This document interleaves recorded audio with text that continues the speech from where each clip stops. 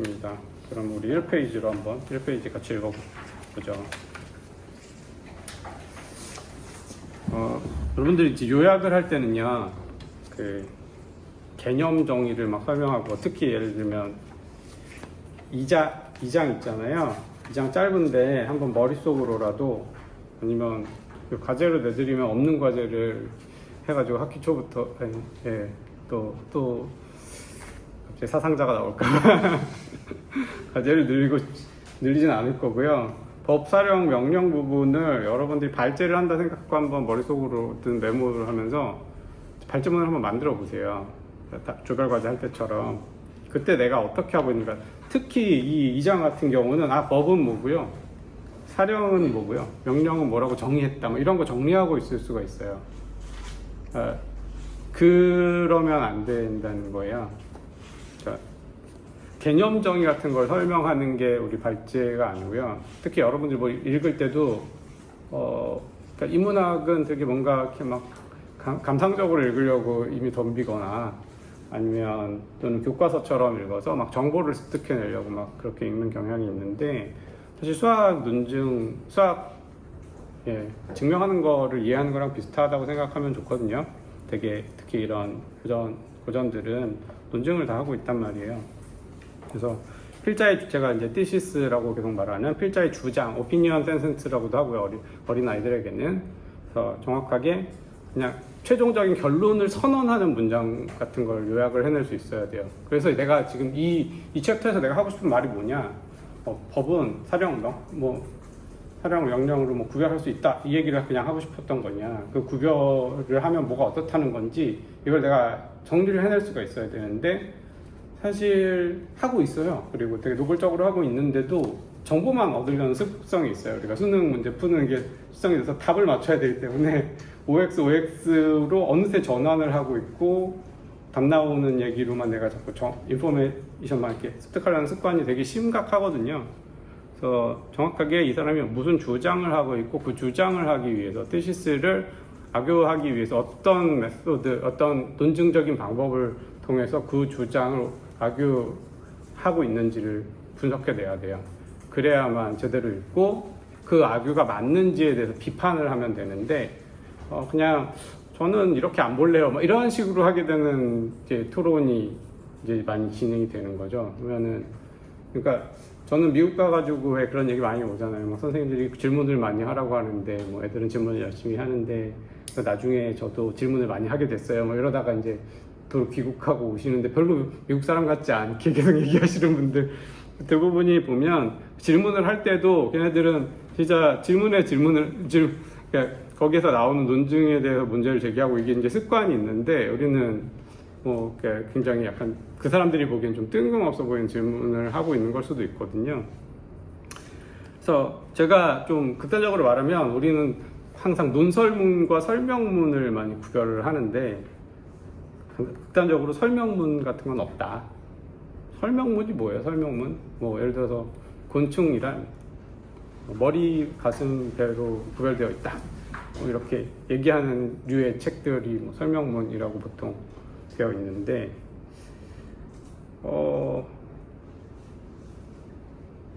볼게요. 그 2장을 우리가 만약에 법, 사령, 명령 이거 읽고 나면은, 법은 뭐고요, 사령 뭐고, 막 표를 막 만들어요. 그래서 로라는 거는 이렇게 얘기하고 있습니다.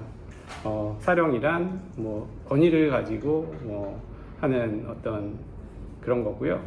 오더나 뭐 약간 콜시브한 그런 오더 같은 경우는 상대방을 협박으로써 사실상 이게 억압하는, 뭐 하지 않을 수 없게 만드는 뭐 그런 걸 말합니다. 뭐 이렇게 정리를 했다고 하면, 그게 그래서 뭐 어쩌다고 이렇게 되거든요.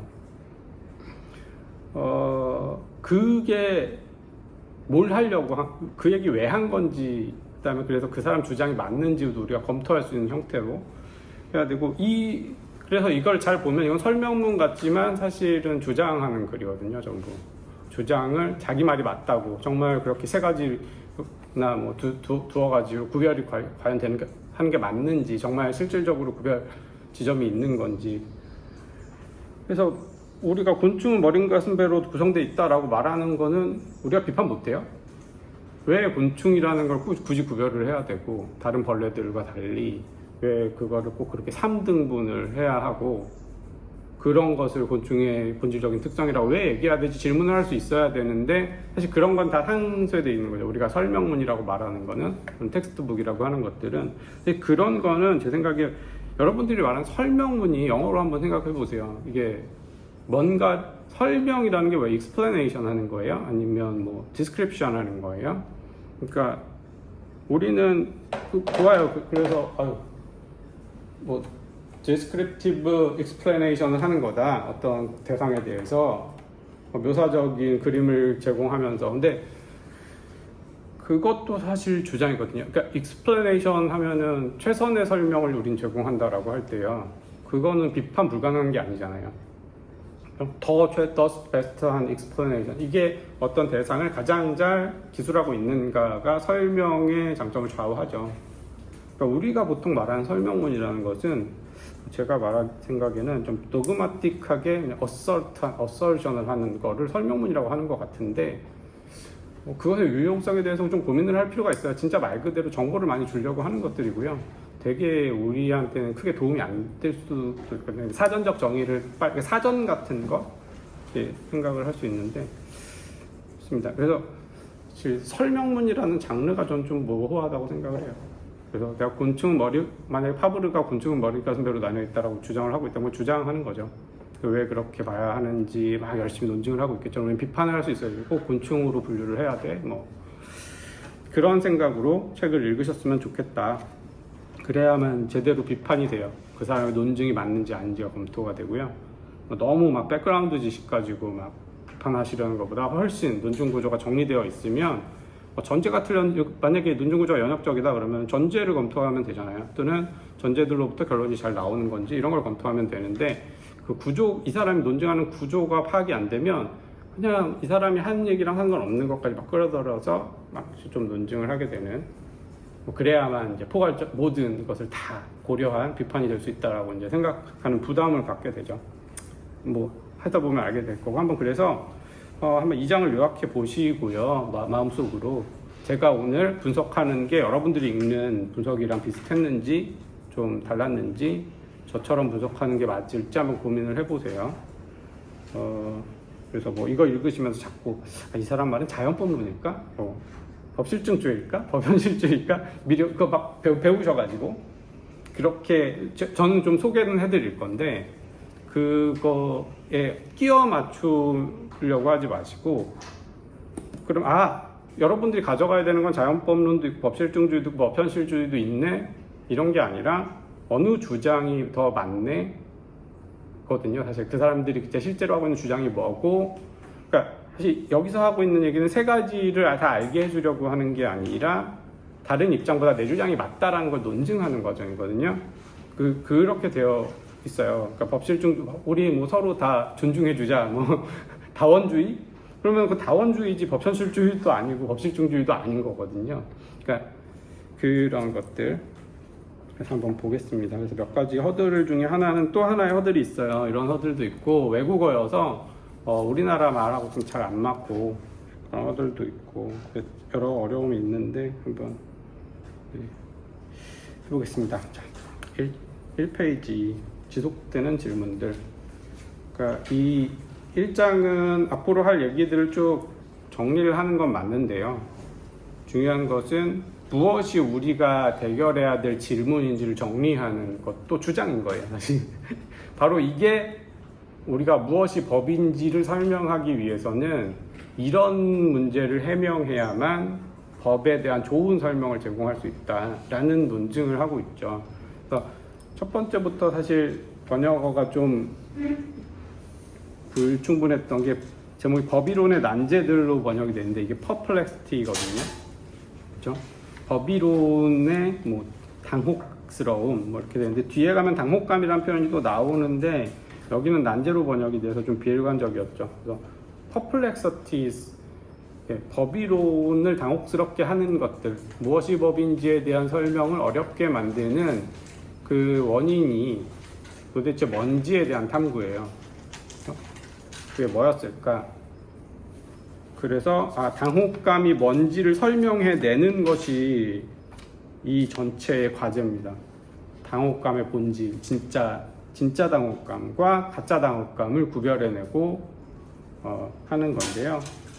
그래서 첫 번째 단락은 이제 넘어가고, 공직자들이 분쟁에 대해 하는 일이고 법이다. 두 번째 단락. 법이란 법원이 무엇을 할지에 대한 예언이다. 프로페시. 그것이 내가 말하는 법이다. 재정법은 법의 부분이 아니라 법의 원천이다. 헌법법은 실정도덕이다. 이거 다 이해하실. 도둑질 하지 말라. 도둑질 하면 처벌 받을 것이다.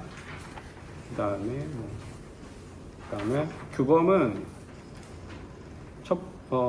1차 규범은 2차 규범에 두 번째 규범에 포함되어 있고, 여기서 첫 번째 규범이 뭐예요? 도둑질 하지 말라라는 규범. 두 번째 규범은 도둑질을 하면 처벌 받는다는 규범. shall로 되어 있는데요. 그래서 바로 이 처벌을 하는 규범만 진짜 규범이고, 하지 말라라는 규범은 진짜 규범은 아니다. 그러니까 어떻게 보면 첫 번째 규범은 도덕 규범 같고 두 번째는 무슨 법 규범 같기도 하죠. 진정한 규범이라면, 노름이라면 어떤 행위를 명확하게, 행위의 결과에 대해서 명확하게 표시한, 처벌을 한다거나 강제를 제공하는, 그렇죠? 그런 규범, 그런 1차 규범만이 진짜 규범이다. 이런 주장을 하는 입장들 여러 가지가 있습니다. 이게 마지막이 아마 오스틴의 입장이라고 할 수 있고요. 중간에 보면 법이란 법원이 무엇을 할 것인지에 대한 예언이다. 이런 거는 밑에 주석에도 있지만 홈즈 법의 길이라고 하는데요. 아메리칸 리걸 리얼리즘의 어떤 대표적인 표현이라고 할 수 있습니다. 뒤에 계속 나올 거예요. 이런 주장들을 왜 얘기를 했죠? 이 주장들은 여러분 보통 일반 대중들, 교양 좀 있다는, 배웠다는 사람들, educated person이 생각하는 주장들이 아니고요. 굉장히 고민 많이 한 완전 전문가들이 한 얘기예요. 그런데 오히려 너무 역설적이에요. 그렇죠? 일반인들이 하는 말보다도 더 예언이 무슨 법이야. 그렇죠? 이런 얘기를 하고 있어서 이제 등장이 된 거예요. 그래서 이 페이지에 아마 세 번째 단락, 이러한 역설적으로 보이는 발언들, 역설적으로 보이는 발언들은 전문 몽상가나 여기서 말하는 전문 철학가라고 하는 것은 약간 법 이론가보다는 좀 더 너무 막연한 얘기를 하는 사람들보다는 진짜 직업 법률가들이 고민을 많이 하는 거예요. 그렇죠? 법에 대해서 많이 아는 사람들이 오히려 이런 얘기를 한다는 게 굉장히 당혹스러운 거예요. 이건 진짜 이 사람이 하트가 말하는 진짜 당혹감에 해당해요. 근데 그 다음에 이 페이지의 마지막 단락부터 등장하는 대부분의 사람들은 법의 사례를 오히려 되게 쉽고 자신 있게 들고 있다. 그 중에서도 교육받은, 페이지 3페이지 그 원문 페이지로 넘어가는 쪽에 보면 교육받은 사람들은 법이 이렇게 체계가 있고 권위를 가진 법원이 있고 법이 있고 없고를 되게 저 나라는 법이 있네 없네 굉장히 잘 구별할 거예요. 근데 정작 앞에 말했던 그 당혹스러운 법 좀 아는데 굉장히 고민 많이 한 사람들이 한 말로는 더 이게 법이 있다고 할 만한 게 뭔지가 더 헷갈리고 법의 존재가 뭔지도 더 당혹스럽게 만들죠. 그래서 근데 결국 하고 싶은 말은 진짜 이 고민 많이 한 당혹스럽게 만드는 사람들의 고민이야말로 법이 무엇인지에 대한 질문을 더 잘 드러내준다라는 얘기를 마지막에 가서 해요. 네, 이제 처음에 그러면 이거 왜 우리 일반적으로 교육받은 사람들이 생각하는 그것이 좋은 당혹감, 법이 무엇인지를 발견하게 주는 좋은 질문이 아닌가를 설명을 하죠. 그래서 기본적인 골격들, 우리가 이 교육받은 사람들은요, 우리 3페이지 중간쯤에 보면 로마자 소문자로 I부터, 그러니까 1부터 1부터 5까지 돼 있죠.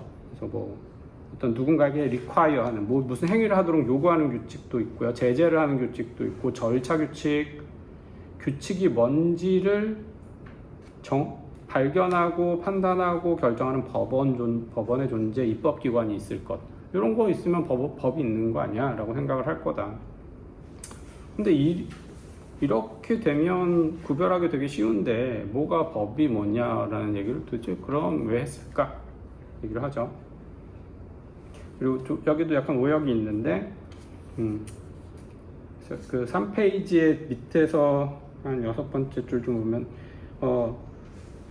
의심스러운 사례들이 존재하기 때문일 것이다 이렇게 이제 끊어놨잖아요. 보여요? 이게 사실 의문문이었어요. 그 첫 번째 문장부터 보면, 처음부터 보면 이는 아마도 현대국가들의, 아마도 그냥 빼고, 이는 현대국가들의 법체계와 같이 교육받은 일반인뿐만 아니라 심지어 법률가조차도 주저하는 의심스러운 사례들이 존재하기 때문일까? 뭐 이렇게 돼 있어요. 네. 아무튼 그래서 이 사람들은요 주로 뭘 고민해요? 이런 좀 교육받은 사람들 입장에서는 아주 원시 시대에도 법이 있었냐? 그런 것도 법이라고 할 수 있나? 족장들이 그때 막 사람들 처벌하고 이렇게 한다고 합시다. 그러니까 그때는 법이 있었냐? 아니면 그냥 관행이라던가 강제가 어느 정도 그 권위에 의해서 강제력이 이제 하는 어떤 그냥 집단에 불과한가? 법이 있었다고 할 거냐? 이런 얘기들. 이때 고민을 한다는 거죠. 이런 사람들. 그다음에 국제법이 법인가? 국제법에는 집행기관도 불분명하고 입법기관도 명확하지 않은데 그냥 국가들 상호 간의 조약 같은 걸로 어떻게 얼기설기 된 것 같고 뭐 국제연합 만들고 뭐 해가지고 설원도 하고 한다고 하지만 소프트로라고도 하고 그게 뭐 입법기관이 있는 뭐 그런 거냐? 이런 걸 가지고 법이 무엇인지에 대한 어떤 고민의 요소들로 원천으로 삼았단 말이에요. 자, 근데 이런 거는 오히려 법이냐 아니냐의 질문에 좋은 사례들이 아니다 얘기를 하죠. 4페이지 쪽으로 넘어가서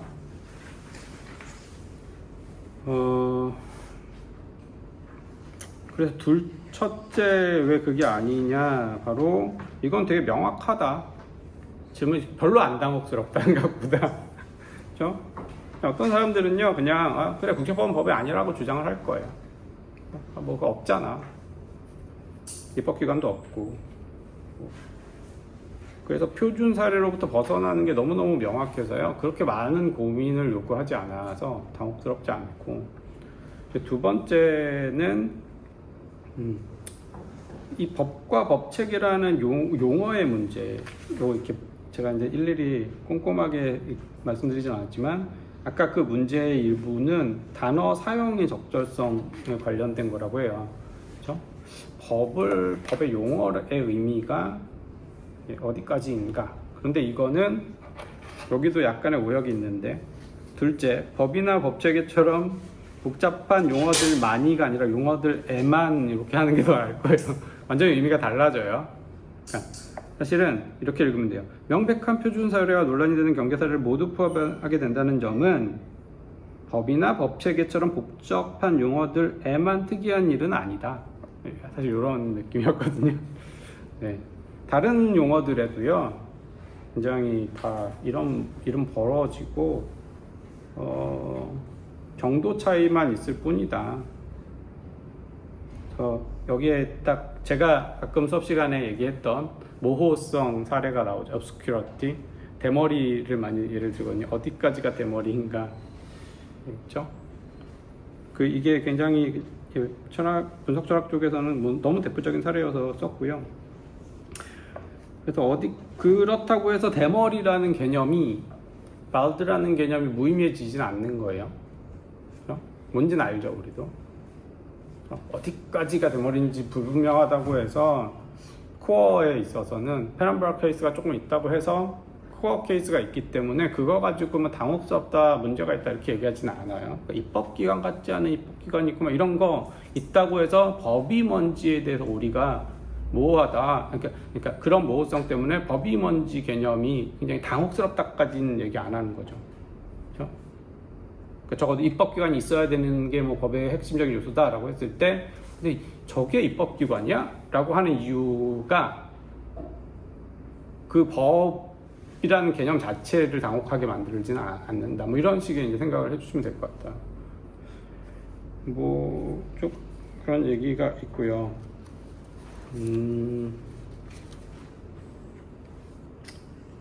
뭐 등등 해서 쭉 얘기를 해보고, 그래서 뭐 5페이지에 가면 자 이렇게 뭐 홈즈나 이런 되게 뜬금없는 당혹스러운 얘기를 하는 학자들이 정말 뭐 이렇게 명료한 거를 모르거나 뭐 무지하거나 뭔가를 망각해서 뭐 그런 문제는 아니었다라는 얘기를 쭉 하고요. 그럼 진짜 당혹감이 뭔지에 대해서 이제 넘어가야 되겠다. 반박을 합니다. 그러니까 이런 식으로 이제 논증을 하는데요. 이 논증은 여러분들이 이제 마음에 드는지 한번 이제 판단해 볼 수 있는 거예요. 그렇죠? 정말 우리가 법이라는 것에 대해서 법이냐 아니냐에 대한 중요한 딜레마를 제기하는 무엇이 법인가에 대한 이 이슈가 과연 이런 전형적인 일반적으로 교육받아왔던 사람들의 커먼센스에 의존하지 않는 쪽으로 간다라는 이 얘기는 좋은 논증일까? 이렇게 얘기를 해볼 수가 있겠죠. 두 번째, 세 가지 반복되는 쟁점들.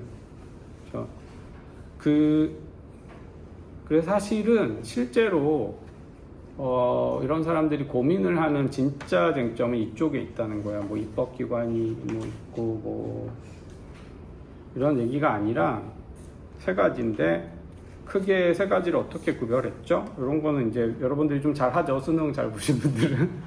그래서 첫 번째 세 가지를 구별할 건데요.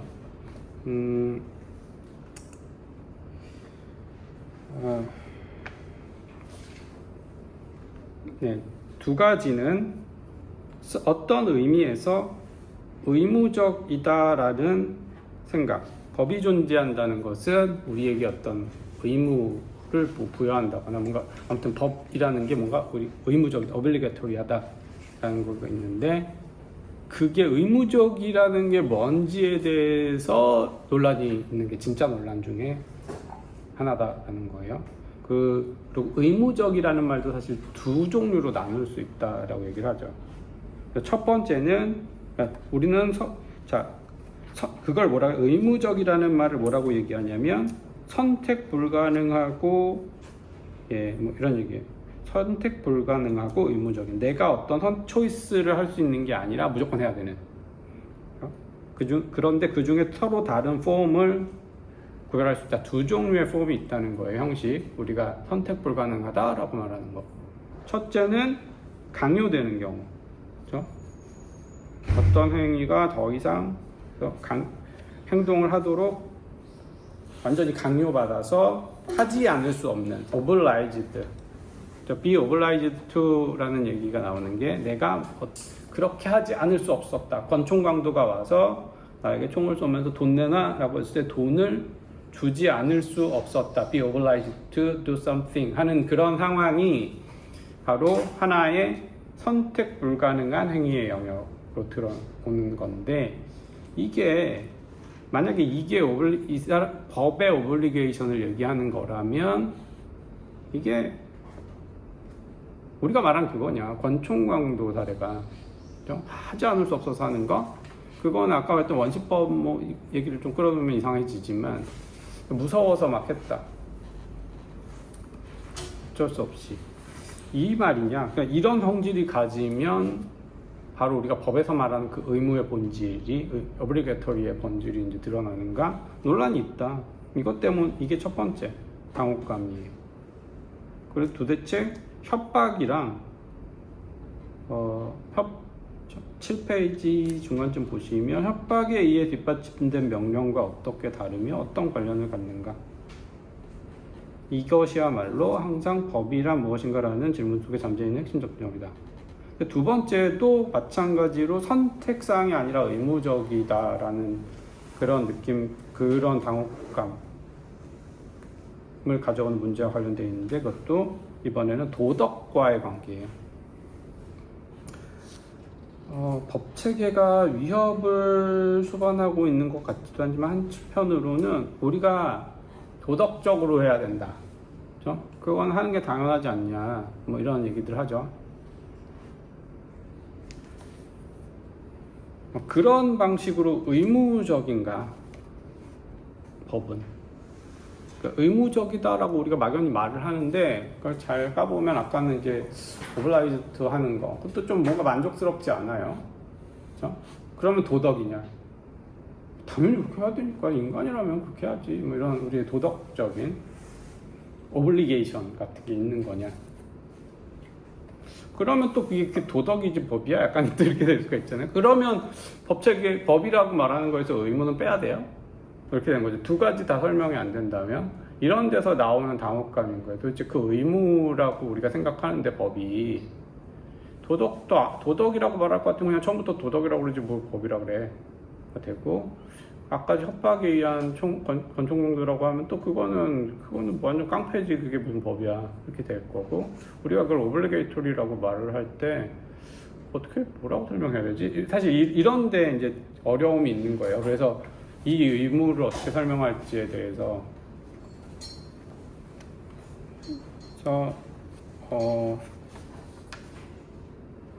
그러면서 뭐 정의를 얘기를 하죠. 정의라는 개념은 8페이지, 우리 이제 자료로 이제 8페이지로 넘어가는데, 정의라는 개념은 두 영역을 연결해 주는 것 같다. 가장 법이랑 잘 맞는 것 같고요. 뭐 그래요. 그래서 법의 본질은 도덕이나 정의랑 그럼 일치시키는 거랑 어떤 연결이 있는 거 아니냐, 그것도 굉장히 그럴듯한 설명이었죠. 하지만 그러나 이렇게 나오죠. 8페이지 그 중간쯤에 이와 같이 법을 도덕과 밀접하게 동일시하려는 이론은 역시 서로 다른 유형의 의무 행위를 혼동하는 경향이 있으며, 일단 제일 중요한 건 이거예요. 도덕의 일부라고 설명하면 되기도 하죠. 그런데 우리는 나중에 나오겠지만 되게 중요한 이제 차이를 이제 설명을 앞으로 해 나가야 되는데, 법규칙과 도덕규칙을 분명히 이렇게 우리가 구별하는 사람들이 있고, 정말 구별될 것 같아요. 이건 법규칙이라고 해야지, 이건 도덕규칙이라고 해야지 라고 충분히 우리는 말할 수 있는 그런 사례들이 있는데, 이 차이를 충분히 설명을 못한다는 거예요. 그래서 이 차이들은 유사성과 수렴만큼이나 중요하다. 그래서 이제 뭐 수렴, 유사성 뭐 이런 얘기들이 나오는데, 수렴 얘기는 조금 이따 다시 할게요. 행위가 수렴한다 뭐 이런 것들은 되게 현실주의 쪽에서 많이 나오는 얘기죠. 따라서 부정의한 법은 법이 아니다라는 법 같은 것들, 그러니까 재정법은 법이 아니다는, 부정의한 법은 법이 아니다는 그럴듯한 말 같죠. 많이 들어봤잖아요. 나치법은 법이 아니다. 그런데 재정법이 법이 아니다 그러면 되게 이상한 말 같잖아요. 그러니까 이런 것처럼 그러니까 부정의한 법은 법이 아니다라는 것은 사실 법과 도덕을 연결하는 것 같지만 결국 구별점을 제공을 못 해주고, 그래서 결국은 재정법이 법이 아니다라는 것과 마찬가지로 굉장히 뭔가 역설을 가져온다는 거죠. 이런 걸 설명을 못 한다는 거예요. 그럴듯해 보이면서도. 세 번째, 이제 의무라는 얘기를 떠나서 오블리게토리하다라는 점이 하나의 법의 특성 같았는데 거기서 설명하기가 너무너무 힘들어요. 그 다음에 이제 세 번째는 규칙이라는 거예요. 법 체계가 규칙이라고 말하는데, 언뜻 보면 법 체계는 규칙으로 이루어져 있지 라고 말하는데 아무 문제도 없어 보이는데, 특히 이때가 지금 보면 여러분들 비트겐슈타인이 막 언어학과 막 나오면서 규칙이 뭔지에 대한 엄청난 논란이 일어났던 시기예요. 규칙이라는 개념을 또 살펴봤더니 문제가 많더라는 거예요. 거의 이해하기 어려운 것 같지만, 이제 우리 교재로 이제 9페이지 쪽으로 넘어가면, 도대체 이 별 문제 없어 보이는 개념에 대한 불만, 혼란, 불확실성이야말로 법의 본질에 대한 당혹감의 핵심을 이루고 있다. 당혹감이 뭔지를 계속 규명하고 있는 건데, 규칙이 뭐지? 규칙이 존재한다는 게 뭐지? 법원이 규칙을 적용한다라고 하는데, 어플라이 한다는데, 규칙을 적용한다는 게 뭔지 하나하나 따져보면 되게 불명확한 거예요. 자, 그래, 규칙 종류가 여러 가지인 거 다 인정하는데, 보세요. 그러니까 규칙이라고 말하는 게 뭐, 이 얘기하기 전에 그냥 제 얘기를 하면, 여러분들에게 무슨 의무를 제공한다는 뜻이에요? 그거 규칙이야 라고 말하면, 너 그거 해야 돼? 뭐 이런, 아니면, 그거 안 하면 너 벌 받아 이런 얘기예요? 아니면, regularity라고 보통 말해요. 정규성이라고 하는데, 계속 뭔가 반복되어 발생한다 이런 의미가 있죠. 규칙적으로 발생한다 이런 의미예요. 벌써부터 사실 뭘 규칙의 본성이라고, 규칙이라고 말하는 것인지가 우리 사실 불분명한데 그런 얘기를 하는 거예요. 그래서 뭐, 더 중요한 것은 이런 말 있죠. 9페이지 중간에 보면 어떤 규칙은 강제적으로 사람들에게 그들의 의사와 무관하게 폭력을 자제해라, 폭력하지 마, 폭력 쓰지 마, 세금을 내 라는 행동을 require 해요. 행동을 반드시 해야 돼 라고 요구를 하는 게 하나의 규칙에 대한 얘기인 것 같고요. 반면 결혼, 유언 이런 규칙이 있어요. 결혼에 관한 규칙, 계약, 유언에 관한 규칙, 계약을 하려면 뭐 이렇게 청약을 하고 승낙을 하면 계약이 성립된다라는 규칙들. 이런 규칙은 내가 무슨 행동을 하라고 말해요? 그게 아니라 내가 어떤 행동을 했을 때 어떤 결과가 나온다고 얘기를 해주죠. 그렇죠? 내한테 너 폭력 쓰지 마라는 형법 규칙과 달리 계약에 대한 규칙은 잘 보면 너 그거 해야 돼라고 행위를 요구한 적은 없는데 너가 이런 행위를 하면 이런 결과가 나올 거야 라는 것을 그래서 보면 지시한다 라고 돼 있죠. 약간 요구한다. 여기는 indicate라는 용어거든요. 네가 어떤 결과, 어떤 원하는 바가 성취되려면 이런 행동을 should do 해야 하는지를 indicate, 지시하고 있어요. 이런 것만 봐도 규칙이 생각보다 규칙이 뭔지가 좀 이제 내 행위를 요구한다라는 것인지 아니면 어떤 행위의 결과를 인디케이트하고 있는 것인지 규칙이 뭐지? 벌써 이제 갸웃갸웃하기 시작을 해요. 그러면서 이제 반칙이나 뭐 심판에 대한 욕설을 금지한다. 뭐 근데 이렇게 하면 스코어를 받는다. 뭐 이런 게 이제 뒤에 가면 엄청나게 나올 거예요. 그렇죠? 그럼 뭐 심판이 누가 봐도 저거는 꼴이 아닌데 막 꼴이라고 하거나 이러면 또 어떻게 되는 거냐부터 시작해서 뭐 심판은 뭐 재량이 있는 건지 재량이란 뭔지 막 이렇게 정말 생각보다 뭐가 뭔지 모르겠는 상황이 이제 오거든요. 그래서 이제 9페이지 마지막 끝에 단락으로 가면 지금 뭔가 그 얘기들을 이제 아마 이렇게 설명할 수 있다고 얘기하지 않겠냐. 규칙이 존재한다는 것은 어떤 집단의 사람들이 사실은 일반적으로 그런 식으로 행동하고 있다. 행동 수렴이라고 하거든요. 이거를 행동이 컨버지 한다라고 해요. 저 사회에서 규칙이 있어 라고 하면 저 사회는 늘 교회에 들어갈 때 모자를 벗네 라는 그게 이제 규칙이 있다. 아까 말했던 약간 규칙성, 정규성, 습관 이런 게 있다라는 말 같기도 해요. 규칙이 있다라는 말은.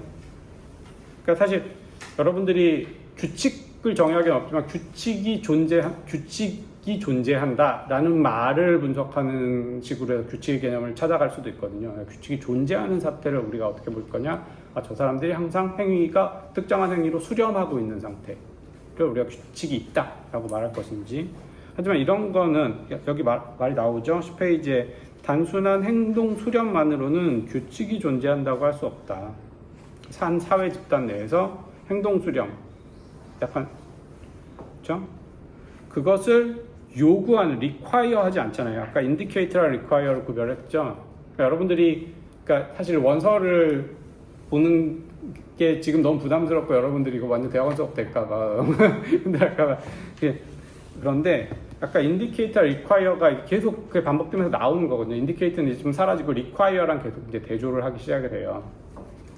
그래서 이제 원서로 읽을 때 쉬운 이유 중에 하나가 용어가 계속 일관되게 하는데, 자, 요구하는 규칙이 있는 건 아니잖아. 매주 사람들이 영화관에 가는 습관이 있어요. 어떤 지역 사람들이. 그렇다고 해서 우리가 영화관에 갈 법이 있거나 그러에 대한 우리가 규칙이 있다? 좀 이상해요. 그래서 단순한 행동 수렴과 사회 규칙의 존재는 차이가 있다. 언어적으로도. 그래서 영국에서 매주 영화를 가고 있다고 해서 영화관에 가야 한다. must, ought to, should 이거하고는 차이가 없고, 단지 사람들이 정기적으로, 여기서 regular라는 말이 이제 형사로 등장을 하거든요. 사실 이제 정규성을 말하고 싶었던 거죠. regularity. 그렇죠? 예, 계속 반복되는, 정기적으로 영화관을 찾는 것 뿐이다. 그런데 사실 우리가 궁금한 건 뭐예요? 규칙이라는 말할 때 교회에서 남자가 모자를 벗어야 한다. 맨날 벗고 있다가 아니라 우리는 반드시 모자를 벗어야 해. 너 비난하잖아요. 만약에 그런 규칙이 있는 곳에서 모자를 다 벗고 있는데 너 안 벗어. 비난하겠죠. 그렇죠? 이런 것들, 이런 비난 같은 결과 따위를 초래하는 어떤 그런 규칙이 있다라고 말할 때는 우리는 should 같은 말을 쓸 수가 있는 거예요. 다른 것 같아요. 그래서 수렴은 아니구나. 행위 수렴, 규칙성은. 그럼 그러면 should라고 하는 것을 또 구체화를 해야 돼요. should라고 말하는 그거예요. 이렇게 말하면 또 무책임한 거죠. 뭔데 그게? 의견이 크게 나뉘고 있다. 그렇죠. 10페이지의 두 번째 중간 이후에 보면 이 점에 대해 핵심적 차이 의견이 크게 나뉩니다. 그래서 여기 가능성이라고 돼 있죠. 가능성 두꺼운 글씨로 처벌될 가능성, 이게 probably 이렇게 되면 probable, 그렇죠? 가능성. 그다음에 밑에 그 단락 제일 마지막에 하면 예측 가능하다, predictable이요. predictable, 예측 가능하다. 뭐 이런 표현들이 나와요. 그래서 그러면은 뭘 해야 된다라는 것은 바로 사실 그걸 하지 않았을 때 사람들이 굉장히 적대적인 반응을 보일 가능성에 대한 설명이라고 말하는 사람들이 있어요. 그래서 아마도 우리가 규칙 여기서 말하는 어떤 의무로 어떤 뭔가 해야 한다라는 말은 그러지 않으면 사람들이 적대적인 반응을 보일 거야 라는 예측이라는 거예요. 처벌될 수 있음. 그렇죠? 그러니까 이게 여러 가지 이유일 수 있어요. 어떤 사람들은 지금 약간 배경 여기 나오진 않은 얘기지만 도덕 철학 자체에서부터 도덕 따위는 사실 규범이라는 게 동적으로 존재한다기보다는 사람들이 거기에 대해서 리액티브 애티튜드가 굉장히 적대적으로 나오는 것인데, 그것을 우리는 픽션, 허구처럼 어떤 규칙이 있다, 그런 도덕 법칙이 있다라고 가정해서 하고 그런 식의 이제 반응을 보이는 거야. 이렇게 하는 사람도 있고, 그게 아니라 이 맥락을 도덕 규칙이 아니다, 이건 지금 법 얘기하는 거잖아. 법은 도덕은 아니니까 처벌될 가능성을 말하는 걸로 구별할 수 있을 거야. 도덕은 사실 진짜로 그러면 안 되는 거지만 법은 그러면 처벌될 가능성이나 그러면 사람들이 적대적인 반응을 보이는 가능성 같은 식으로 법은 그렇게 설명하는 거야. 도덕 법칙 갖고는 다르잖아. 이런 식으로 해석하시든지 어쨌든 아주 이제 러한 얘기를 하는 거예요. 그래서 이거는 그냥 그런 가능성이 있다. 제도적으로 예측 가능하고, 그래서 이제 마지막 문장을 보시면 10페이지 그 중간 단락에 법적 규칙의 경우에는 이 같은 결과는 예측 가능하고 제도적으로 조직이 오거나이즈드, 프레딕터블하고 오거나이즈드 돼 있지만 비법적인 규칙은 프레딕터블 하지만 오거나이즈드 되어 있지는 않죠. 도덕 규칙 같은 경우는 오거나이즈드 되어 있지는 않지만 사람들이 뭔가 일정한 반발이 예상될 수 있다. 이렇게 설명하면 되냐. 이렇게 얘기를 하는 게 주로 이제 홈즈 같은 사람, 이렇게 아메리칸 리갈 리얼리즘이 하는 얘기들이 이런 거예요.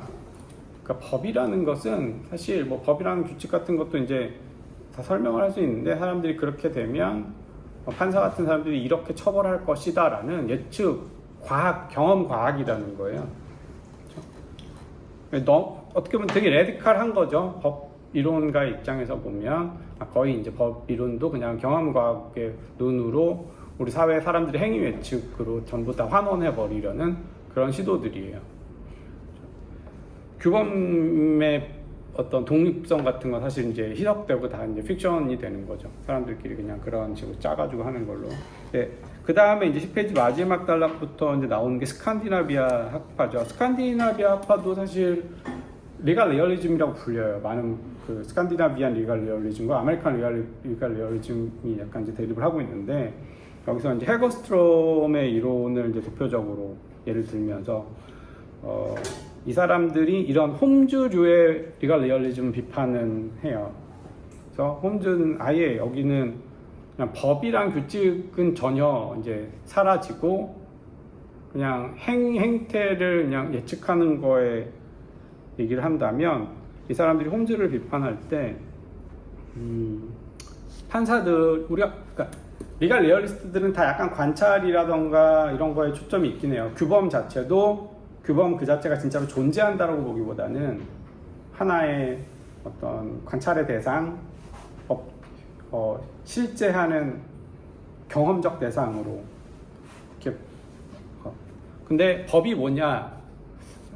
이거 너무 들어가면 안 되는데, 그 법도 인간의 심리 상태를 예측할 수 있는 하나의 증거 같은 걸로 이제 삼아요. 스칸디나비아 쪽은. 이들 입장은 뭐냐면, 판사가 적어도 법이라는 거를 실제로 자기의 이유로 삼는다는 거예요.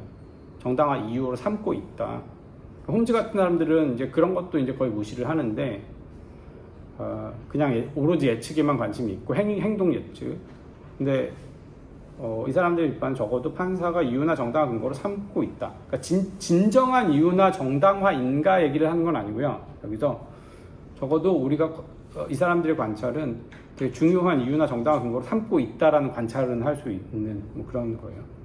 그래서 판사는 자신과, 그러니까 만약에 법을 너무 무시해버리면, 여기 보이세요? 판사는 처벌을 내릴 때 그 규범을 자신의 지침으로 삼고, 그 부분 보이시죠? 원문 11페이지 바로 뒷부분이에요. 지침으로 삼고 그 규범의 위반을 자신의 이유며 정당화 근거로 삼는다. 그는 그 규범을 자신과 다른 이들이 그러한 일탈을 처벌할 가능성이 있다는 진술로 보지 않는다. 제3자의 관찰자는 규범을 그러한 방식으로 볼 수는 있겠지만 판사에게는 규범이 지침이자 정당화의 근거라는 점이 본질적이다. 그러니까 제3자 관찰로 봤을 때는 뭐 별거 아닐 수 있겠지만, 그 사람이 판사가 처벌을 내릴 때 내가 이 사람 처벌 내릴 가능성이 있겠네? 뭐 이런 예측을 하는 게 아니라 진짜로 그 규범 같은 게 있다고 생각을 하고요. 그 규범에 따라서 나는 그것을 나의 하나의 판결의 이유로 삼아서 하고 있다는 거예요. 뭐 그런 얘기들 얘기합니다. 너무 또 깊이 들어가니까 전체 구조가 약간 흐트러지기 시작하죠. 자, 이런 걸로 봤을 때 쭉 이제 규칙이 뭔지가 아무튼 혼란스러워요. 규칙이 뭔지가 이제 혼란스럽다는 얘기를 쭉 하고 있고, 단순히 예측 가능성으로 얘기하기에도 비판이 많고, 그러니까 단순한 행동 수렴, 정규성 또는 이런 것으로 얘기할 수 없고, 뭔가 이유로서 삼고 있고요.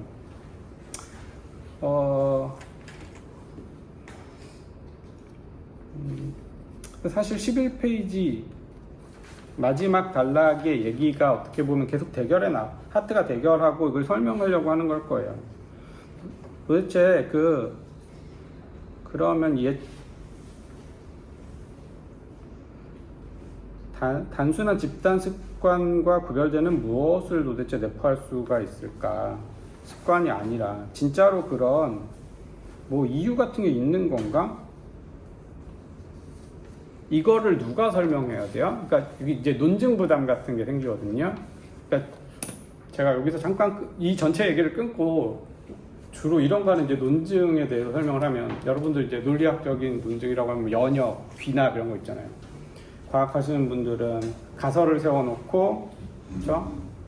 그 가설이 최선인 설명임을 보여주기 위해서 여러 사례들이나 어려운 사례들을 잘 설명하고 있음을 보여주는 방식으로 그 나의 주장의 옳음을 입증하죠. 그러니까 연역은 전제인 문장들이 다 참이면 그것에 의존해서 결론이 참이 되도록 이렇게 구성이 되고요. 대개 이런 주장들 중에 이제 연역도 쓰지만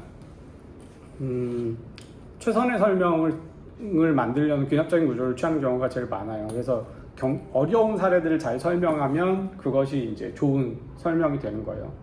그래서 법에 대해서 법이 이런 건데 법을 어떤 정당화 이유나 독립적인 어떤 도덕과 같은 규범적 원칙 이런 걸로 설명했을 때 우리의 법에 대한 생각이 다 잘 설명이 되면 더 좋은 논증적 지위를 갖게 되는 거고, 그렇지 않고 설명할 게 너무 많아지거나 설명 부담이 너무 많게 남아 있으면 좋은 설명이 아니게 되는 거죠. 오히려 그러니까 우리의 그 어떤 이상 법이나 도덕적 원칙 같은 게 있으면 좋겠지만 현실주의자들이나 도덕에 대한 어떤 회의론자들처럼 그런 거 없이 사람들이 그냥 사실 겁이 나서 그렇게 반응하고 있는 걸로 사실 우리의 사태가 다 잘 설명된다면 도덕 법칙이 있다라는 주장은 좀 설 자리를 잃을 수가 있겠죠.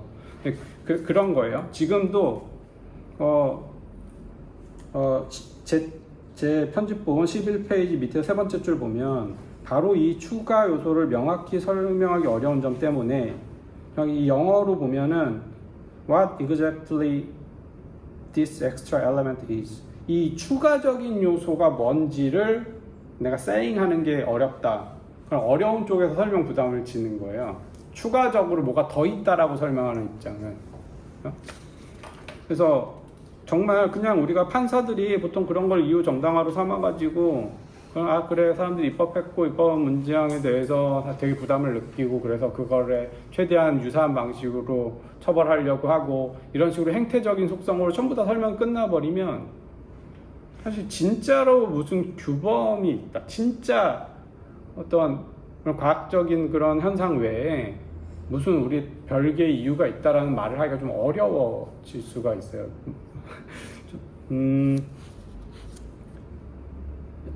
오히려 스칸디나비아 쪽도 말고 차라리 홈즈가 더 쉬울 수도 있죠. 설명 입장에서는 뭐 다 예측으로 하면 다 설명되는 거예요. 경작적 예측. 저 사람들은 심리 상태 분석, 행동주의 경작자들이 어떤 사람들은 뭐 취약성이 있어가지고 약간 편향이 되어 있어서 이렇게 결국은 이렇게 결정할 걸 했을 때 예측 다 끝나버리면 그 이외의 규범이 존재한다, 우리 사회에 법이 존재했다라고 말하기는 진정한 의미에서. 그러니까 물론 입법부가 한 행태들이 있죠. 다 행태로 다 환원이 된다고 합시다. 경작적으로 행동주의로 다 설명 끝나면 사실 규범이 설 자리는 좀 없어요. 진짜 그런 게 있는지는 그런 척 하면서 픽셔널하게 그냥 행위하는 척 하는 거죠. 근데 정말 우리에게 그런 어떤 규범, 우리가 뭔가 구속하고 의무로 삼고 해야만 하는 무엇인가가 존재하고 따라야 할 무엇인가, 이런 걸 우리가 끼워 넣으려면 그거를 설명하는 쪽에서 설명 부담이 있는 건 사실이고, 그래서 뒤에서 그런 설명 부담을 지는 거죠. 그래서 이 추가 요소, 정말로 판사가 어떤 행위의 수렴이라던가 예측 가능한 어떤 즉 이런 걸 하는 게 아니라 정말 구별되는 규범 이런 게 있는가, 이걸 설명하기 어려운 점 때문에 must, ought, should를 다른 그냥 행위에 대한 예측으로 다 환원하려고 하고 이런 식의 생각을 하는 거죠. 그래서 아마도 그것이 제가 이제 12페이지로 넘어왔는데요. 사람들의 눈에 중요해 보이게 만들지만 실제로는 합리적 근거가 없다고 주장하게 된다. 사람들은 그렇게 해야만 한다, bind us 한다라고 think만 할 뿐이고 진짜로 무언가가 있다라고 하는 건 환상이 hallucination이에요. 사실 착각일 뿐이에요. 이게 제3자가 다 관찰돼요. 과학적으로 이렇게 할 건데 착각하고 유용한 착각이지만 환상이다. 그래서 그런 사실은 존재하는 것은 강력한 감정, 강제감, 내면의 감정 같은 것밖에 없다. 다 이제 다 픽셔널한 거다.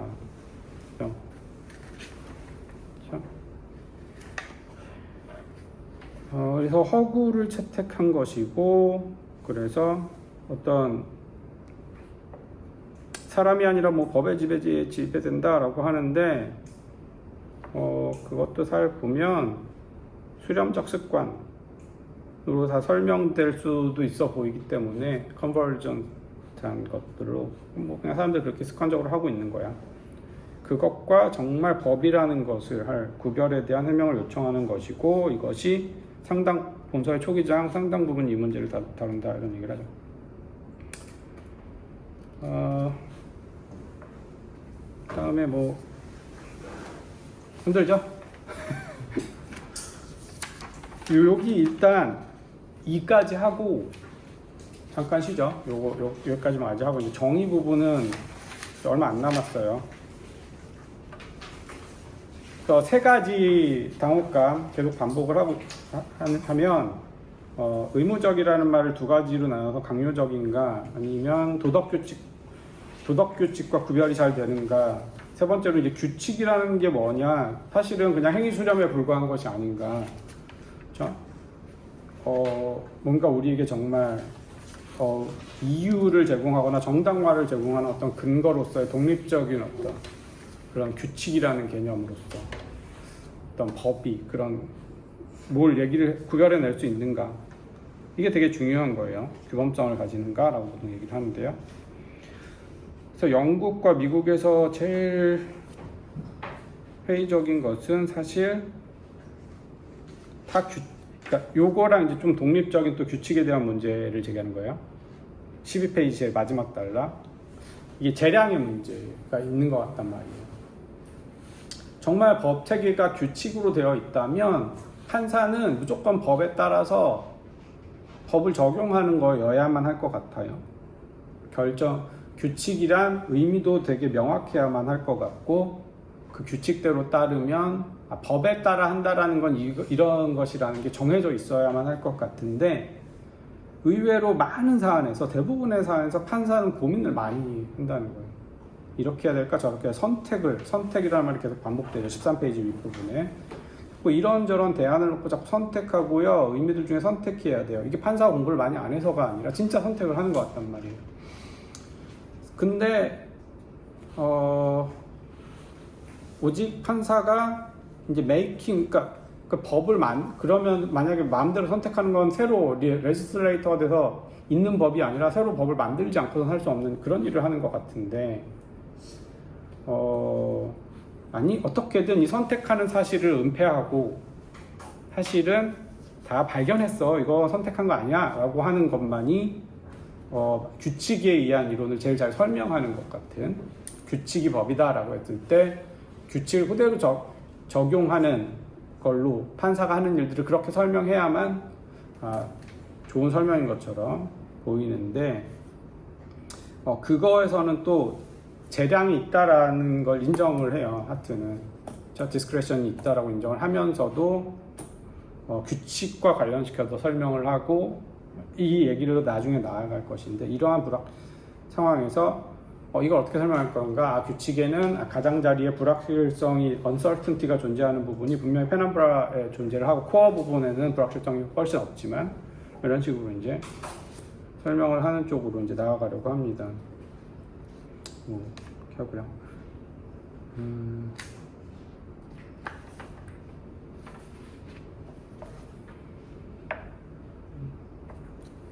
어쨌든 이런 재량을 인정하기 어렵게 만들고 최종 법원의 해석, 그러니까 실제로 사람들이 그러니까 법원이 해석하고 있고 뭔가 선택을 한다는 것을 많이 보잖아요. 이 사실은 법은 규칙의 문제로 규칙이라고 보기 어렵지 않느냐. 그래서 뭐 재량도 있고 그런 거 보면은, 그러니까 재량에 따라서 결정하고 있다면 법이 왜 규칙이라고 하는데? 라고 하는 거죠. 그게 이제 14페이지 정의 바로 직전에 하는 얘기. 이게 우리에게 당혹감을 주는 거죠. 법이 본질적으로 규칙의 문제로 간주하는 관념은 지나치게 과장된 것이 아닌가. 이것은 그래서 역설적인 부정, 성문법은 법의 근원이지 그 자체가 법의 일부는 아니다. 이런 이제 주장으로까지 나아가서 정말 우리를 혼란에 빠뜨린다, 이렇게 얘기를 합니다. 여기서 여러분들 이제 영어 표현들 잠깐 좀 챙겨드리면, 여기 법의 근원 하면서 이제 source라고 했는데요. 이것도 source가 어디선 원천으로 번역되어 있고 어디선 근원으로 번역되어 있는데, 여러분들 보면은 뭐 권리는 뭐 고유한 권리, 고유한 인권 이런 것도 있고, 타고난, 그다음 정초적인, 그다음에 또 뭐야, 내적인, innate, 뭐 이런 표현들을 그냥 막 비슷한 동의어, 유사어 이렇게 쓰시잖아요. 그러면 안 돼요. 되게 달라요. source라는 말과 ground 한다는 말과 foundation 하는 거랑 리즌인 거랑 다 사실 다른 거거든요. 그래서 보면 소스라고 하면은 되게 센 말일 것 같고, 다 좋은 건 말일 것 같지만, 근원이라는 게 굉장히 뭔가 네거티브한 상황이 처했죠. 법의 소스지 법은 아니다. 그렇죠? 성문법은 규칙 형태로 되어 있잖아요. 그렇죠? 근데 법은 그러니까 스태튜트예요. 성문법에는 law라는 표현은 없고 이제 실제로 이제 레지슬레이터들이 이제 만들어낸 그 잉크 자국이 있는 그걸 이제 스태튜트라고 하는데, 이 성문법들은 우리가 법이 뭔지를 그 법을 이제 구성해주는 어떤 소스가 되지만 그 법을 말하는 건 아니다, 이런 말이 이제 소스면 좋은 거 아니야? 이렇게 하실 수도 있는데, 그게 아니라 다른 비유를 들면 근원 말고 뭐 예를 들어 증거, 법이라는 게 이런 거겠네 라고 해줄 수 있는 에비던스. 여기 뭐 피가 흘러 있으면 피가 흐르는 게 범죄가 아니죠. 피가 흘러 있으면 범죄의 에비던스 같은 거잖아요. 마찬가지로 법의 소스라는 거는 법 자체는 아니에요. 그러니까 이렇게 법이 뭔지를 알게 해주거나 아니면 법을 낳아준 어떤 엄마 같은 그런 걸 수 있어요. 소스라는 말은 법의 그래서 나중에 이제 원천과 관련한 표현들도 실증주의자들은 굉장히 많이 쓰거든요. 그라운드나 뭐 파운데이션 같은 경우는 뭐 하나를 확립하고 기틀을 닦았다 이런 뜻이고요. 그렇죠?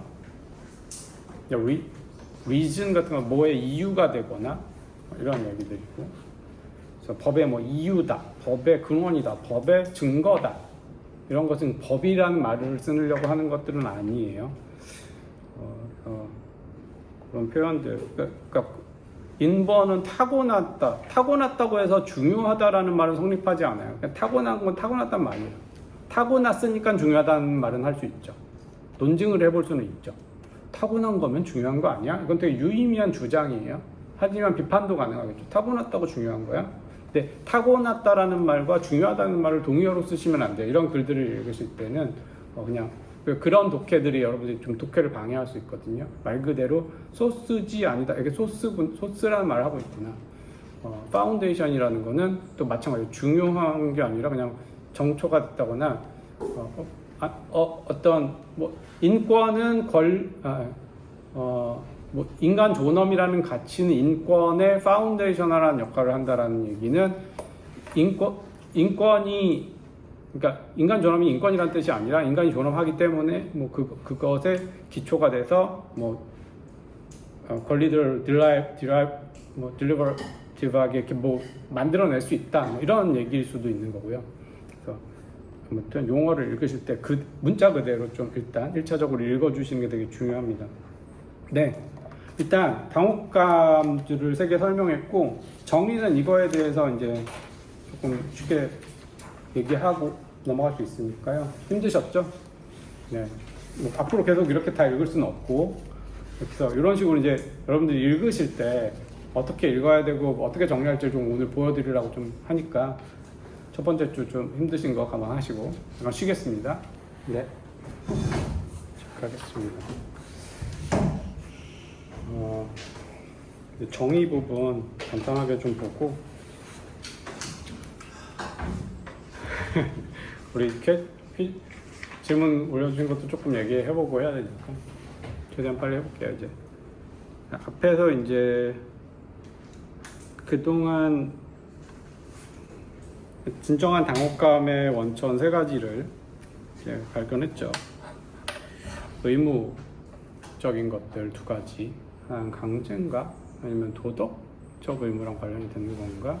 3번째는 규칙이라고 하는데 규칙이라는 게 도대체 뭔지도 사실은 당혹스러웠던 거고, 그래서 뭐 현실주의자니 뭐니 하는 사람들과 아닌 사람들 사이에서 법에 대해 보는 관점이 그렇게 심각하게 갈렸고, 우리가 일반적으로 교양 있는 우리 교육받은 사람들이 생각하는 수준을 넘어서는 정말 역설적인 정의 같은 게 막 튀어나오고 그러고 있었다는 거죠. 그래서 저 데피니션을 이렇게 법을 이제 뭐 우리가 하려는 게 이제 정의하려는 시도인가 뭐라고 할 수도 있는데요. 그러니까 그러니까 지금까지 우리가 하려는 일이 뭐 법의 어떤 효과에 대한 얘기도 아니고 법이 뭔지를 디파인하는 이슈였어요. 이를 위해서 그러니까 지금까지 말했던 그 당혹스러운 문제들에 내재된 그 질문들이 되게 법을 무엇이라고 말할지 정의에 대한 탐구로 여겨져 왔는데 또 이런 당혹감은 거의 해결된 적이 없다. 우리가 그동안 받아들여왔던 교양 있는 사람들이 받아들여왔던 법의 정의는 사실 이런 거에 대해서 거의 설명을 제공을 하지 못한다는 거예요. 그러면서 도대체 정의를 한다는 게 뭔지, 왜 우리가 생각했던 그런 정의가 만족스러운지 아닌지에 대한 하나의 이유라고 할까요? 그러니까 우리는 뭔가 이제 설명을 하고 그러니까 사실 이 목적에 대해서 간단한 비유를 든 건 15페이지 맨 위에 있는 얘기가 그냥 우리가 그냥 길을 찾아갈 수 있어요. 그냥 법 안에서 살아갈 수는 있습니다. 근데 누가 그래서 법이 뭐야? 라고 물어보면 마치 나는 어떻게 길 찾아갔는데 그 길이 어떻게 생겼는지 누가 설명을 요구했을 때 설명하기 어려운 거랑 비슷하다는 비유를 하죠. 그래서 정의를 요구하는 것이란 뭔가 지도가 필요할 때 바로 그 요구에 답하기 위한 거고요. 여기서 보면 그 다음에 약간의 이제 오역 하나가 그 다음에 이러한 경우로 시작하는데 거기 때때로가 좀 sometimes가 빠졌어요, 번역이. 이러한 경우 때때로 이러한 경우 단어의 정의는 그런 지도를 제공할 수 있다 그러면 그냥 다 된 것 같잖아요. 여기 sometimes가 빠져버려가지고 예, 단어 정의, 단어를 정의한다라는 거. 그러니까 그런 지도인데 보통 우리가 사전적 정의라는 거를 많이 생각하시면 되겠고 대개의 사전적 정의는 속과 종차에 따른 정의라고 알려져 있죠. 속은 이제 나오는데 그 이제 라틴어로 나오고 있는 그 15페이지 이제 시작 밑에 원문 15페이지 시작하는 부분에 이제 이러한 정의 형식은 속과 종차를 통한 정의라고 하는 거죠. 일반적으로 사전적 정의라고 하는 것은. 그래서 뭐 삼각형은 세 개의 직선으로 이루어진 도형이라고 할 때 삼각형의 속은 도형이죠. 그렇죠? 하나 상위 단계에 자기 거를 포괄하는 어떤 거. 그렇죠? 그 다음에 종차, 속 안에서의 차이를 보여주는 기술구들.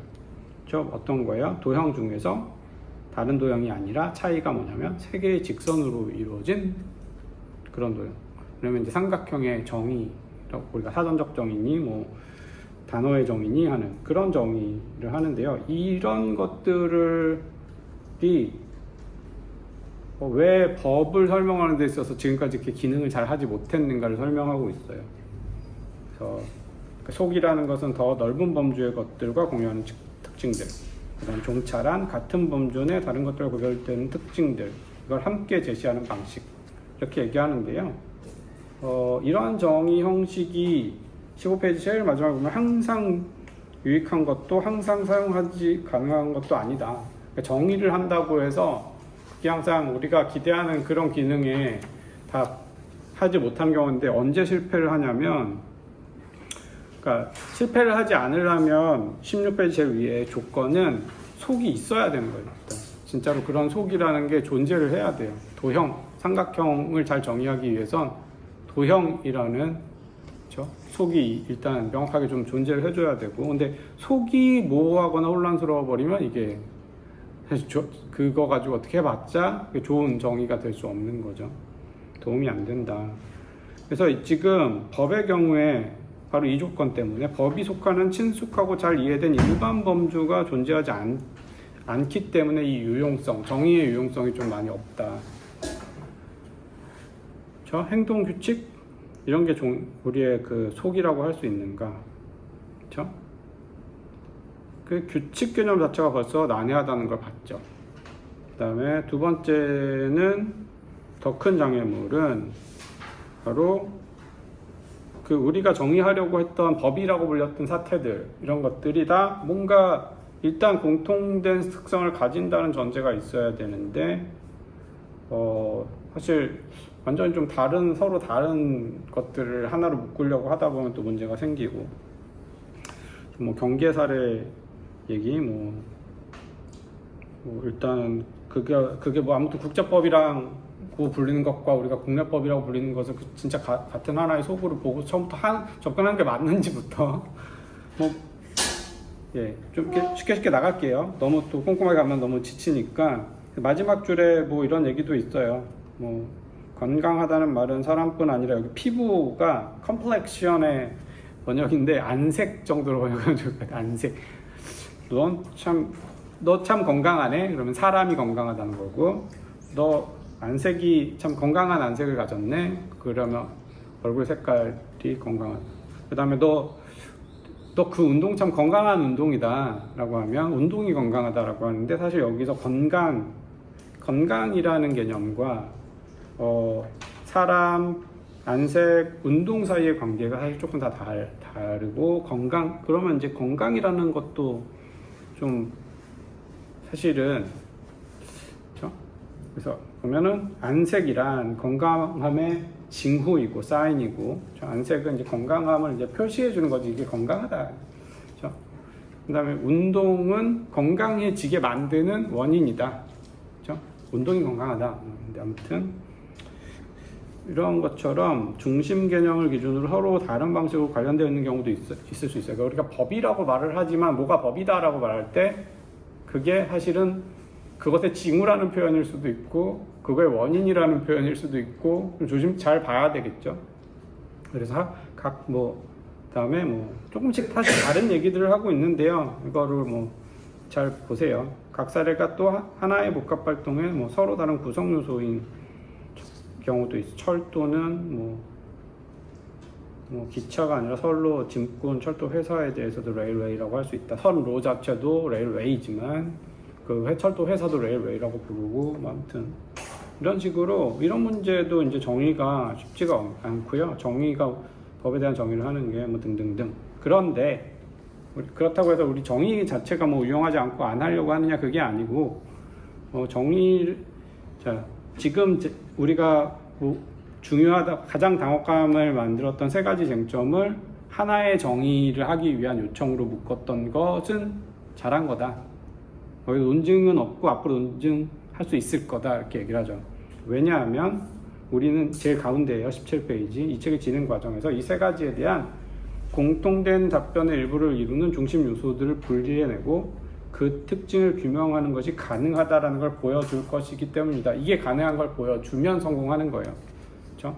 아니면 실패하는 거죠. 그러니까 그냥 사실 여러 다른 것에 대한 애매한 관계에 있었다는 것밖에 못 보이고, 법이라는 하나에 대해 디파인을 한다는 게 사실 무익한 것이었음을 보여줄 수도 있는데, 이걸 할 수 있으면 성공하는 거고요. 자, 이것이 가장 노골적으로 드러나는 게 우리 편집본으로는 116쪽, 원본으로는 91쪽에 해당하는 법의 구성 요소 파트가 이제 나와요. 우리 116쪽 가보면 그렇게 이제 구성을 해내면, 법의 구성 요소에서 요걸 잘 구성하면 성공하는 거예요. 그죠? 그러니까 요런 이제 목표를 가지고 우리가 지금 들어가고 있다. 지금 하나의 공통된 중심 요소, 답의 일부를 이루는 요소가 분리해내고, 그래서 그러니까 하나로 뭔가 포커스를 맞추고 있음을 보여줄 수 있다면 성공하는 것이고요. 그래서 다음 세 장의 과제는 바로 이러한 것에서 오스틴의 단순한 명령 이론이 실패하고 그 이후, 그러니까 2에서 3장에서 보여주는 것이 실패하는 모습을 보여주고, 그 다음에 자기가 성공하는 모습을 보여주고, 그 다음에 이제 법과 도덕의 관계 얘기를 할 것이다. 그 뒤에 얘기는요, 넘어가도 될 것 같습니다. 대충 이런 구조예요. 얘가 되어 있었고요. 그래서 사실 여러분들 질문 중에는 오늘 뭔가 다 결론을 내고 싶었던 질문들도 좀 있고 했는데, 지금까지의 논증은 이 정도, 당혹감이 이게 더 맞다. 이 당혹감이 진짜 당혹감이다. 예. 그래서 나는 이걸 살펴볼 것이다 정도고요. 좋습니다. 다음 시간에도 또 한번 제가 다다음 시간까지 제가 분석을 해야 되니까 분석할 때 주의할 점은 한번 너무 오늘 여기까지 하고 여러분들의 토론 과제 같이 보면서 얘기를 나눠보도록 하겠습니다. 다 잘 보이세요? 자, 먼저 양현준 학생이 사트는 법의 본질이 도덕 또는 정의 원칙과의 일치에 있지 않다고 주장하며 법규칙과 도덕규칙 간 종류와 요구사항의 차이가 존재한다고 이야기한다.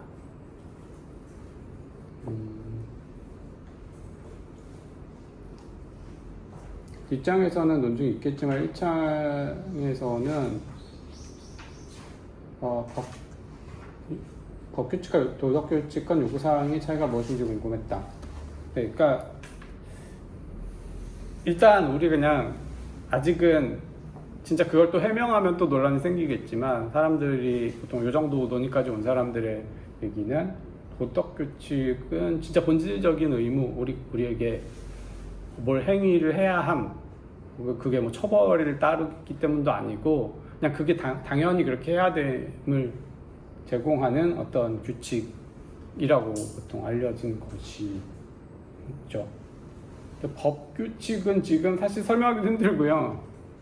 맞지만 이게 뭐 우리가 규칙적으로 그렇게 하고 있다는 얘기를 하는 것인지 정말 그냥 의무적으로 한다는 말이 도덕하고는 조금 그래도 그동안 우리가 설명하려고 했던 것들, 그러니까 강제가 뒤따른다. 정말 그냥 강제가 뒤따르면 법인 것인가? 또 그거? 그러면 권총 뒤에 나오겠지만 권총강도의 명령과 다른 게 뭐냐? 사실 이게 이제 어려운 거죠. 도대체 법규칙이 뭐냐고 설명하기가. 그래서 적어도 도덕규칙의 요구사항은 좀 픽스가 약간 되어 있는 느낌이에요. 도덕규칙은 당연히 이렇게 하는 거고, 뭐 공리주의자들은 그것에 대한 주요한 필요충분 조건을 전체 사회의 이익이 최대화 되도록 하는 행위를 해야 된다는 그런 규칙인데, 그 규칙은 이게 요구하는 정도란 우리가 당연히 그렇게 해야 함을 요구하고 있죠. 그리고 그것에 당연히 우리가 비난을 해야 되는지는 알 수 없어요. 그거는 이제 좀 책임 이론이나 약간 그런 데서 이제 비난을 어떻게 보면 에비던스나 약간 소스나 클로로 해가지고 그런 거 보니 그것이 도덕적 의무였네라는 걸 추론하는 데 쓰이는 거지. 우리가 그런 비난하고 있다라는 사실이 진짜 그게 도덕적 의무인지에 대한 직접적인 조건은 아니죠. 어쨌든 그래서 도덕규칙이라는 핵심은 보통은 진짜 그냥 그래야 된다라는 거. 그래서 그다음에 제가 대답을 하는 게 맞는지 모르겠어요. 토론을 해야 되는데, 그러니까 오늘은 일단 의도된 행위에 의해 만들어지지 않았다. 판례에 따른 법 형성을 대륙법 측에서는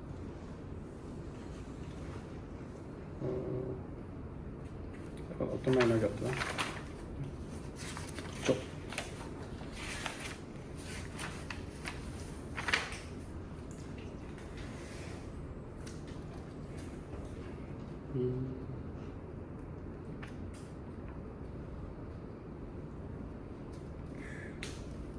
동에서 만나.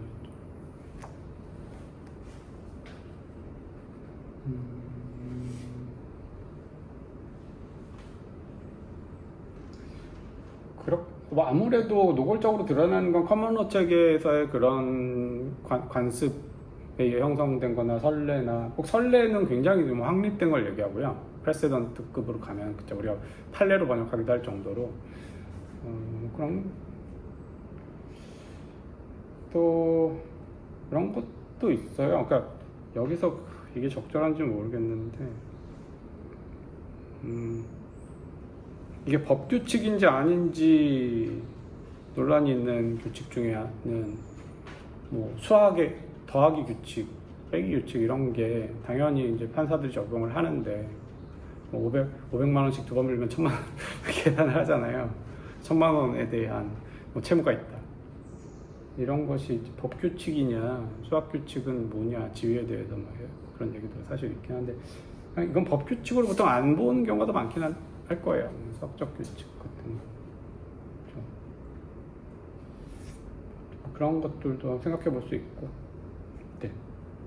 좋습니다. 다른 규칙에 대해서 주로 커먼로 책에서 많이 드러나는, 근데 우리도 그런 게 없다고 할 수는 없을 거예요. 그러니까 뭐 우리는 그런 게 없다. 이게 체계에 따라 체계에 의존한다고 보기 좀 어렵거든요. 이따가 김민수 학생 뭐 얘기 또 뭐 우리 사상가가 아닌 사상가 뭐 이런 얘기도 나오면서 좀 법 체계마다 법에 대해서 다르게 볼 수 있는 거, 그런 건 아니고, 이건 우리는 일반적으로 모든 사회에서 공통적으로 일어나는 법이라는 것을 다루려고 하는 거거든요.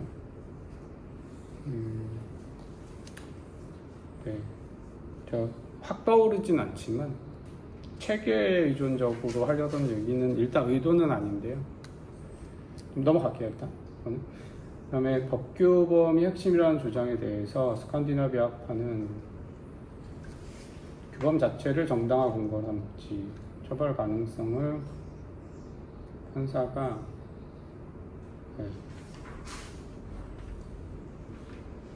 고려하지 않는다라기보다는 그렇게 판사가 그렇게 처벌할 가능성이 있다라는 식으로 설명하지 않는다, 사실 이런 얘기거든요. 판사가 뭐 가능성을 고려하냐 마냐 이런 게 아니라, 그렇게 아무튼 의견 타당하지만 판사나 공직자의 생각이 과연 법규범의 본질을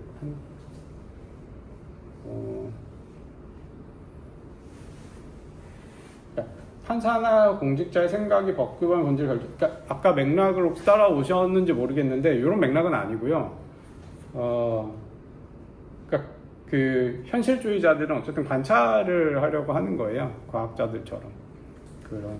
그래서 우리가 보통 주로 관찰하게 되는 현상 중에 하나가 사법부의 판단하는 과정을 관찰을 하면서 법현상의 대표적인 현상으로 관찰을 하니까, 그때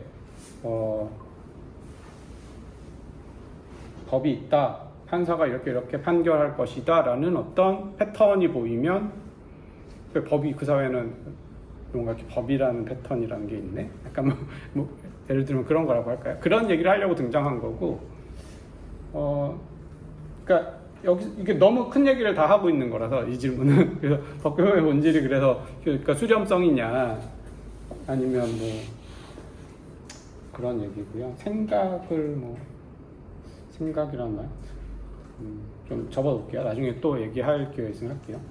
일반 시민들의 법의 적용을 받는 일반 시민의 생각이 더욱 중요한 것 아닌가?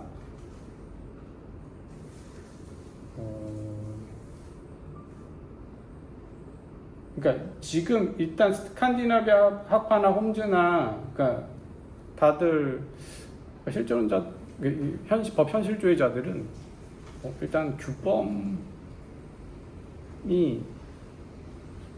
그렇게 진짜 당위를 명령하는 실제로 존재한다고는 별로 생각을 안 하고, 현상을 좀 설명하려고 하는데, 다만 홈즈는 말 그대로 판사의 판결 예측을 보려고 하고, 현실주의자들의 관심에는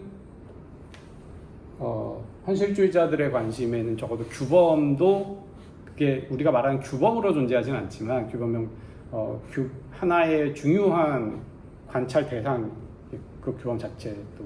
근데 다만 좀 심리적 현상 같은 걸로 보죠. 도덕 철학으로 따지면 이제 메타윤리학에서 그 법적인 정서주의, 익스프레스, 그런 이모티비즘 이런 게 있거든요. 그럼 도덕적 문장은 뭐냐?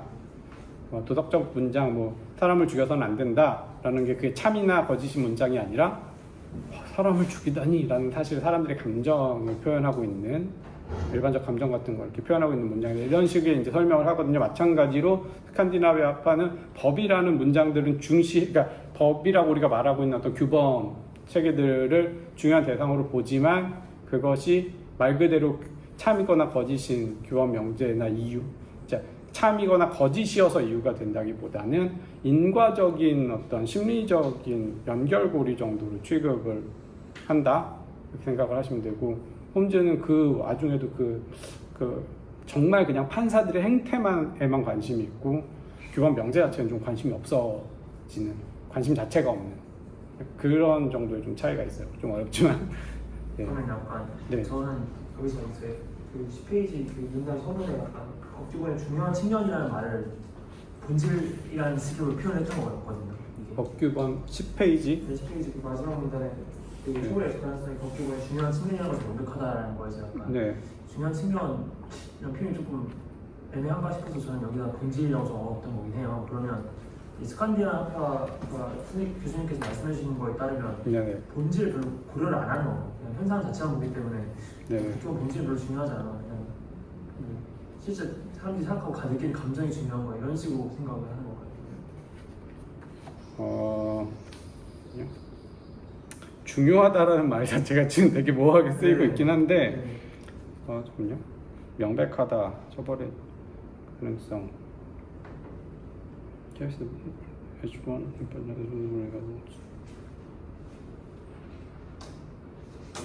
그러니까 여기서 예측 가능성이 중요하다라는 말은 하트가 선하는 말이니까, 그러니까 예측 가능성을 중요하는 건 홈즈랑 같은 입장이냐 그게 아니라, 예측 가능성이 법의 본질을 설명하는 것인가 아니면 우리의 법 행태에서 우리가 처벌받을지 아닐지를 우리가 예측하는 건 되게 중요하잖아요. 그렇죠? 그게 뭐 제형 법정주의 같은 거. 이거는 프레딕티브 시오리가 아니어도 중요한 얘기인 거예요. 그런 의미 차원에서 한 거거든요. 처벌이 예측 가능한 건 굉장히 중요하죠. 그것이 바로 어떤 법이라는 것이 어떤 처벌 가능성을 말한다라는 거랑은 좀 상관은 없는, 여기서 말하는 문장은 그런 거고요. 그런 것 같고요.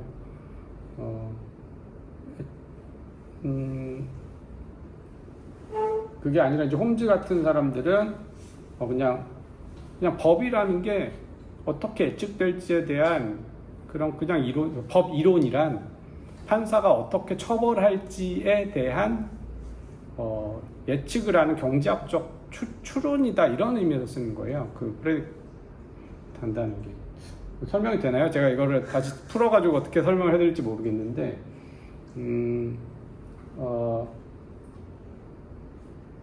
판사와 공직자의 생각이 과연 법규범의 본질을 결정 지을 수가 있을까?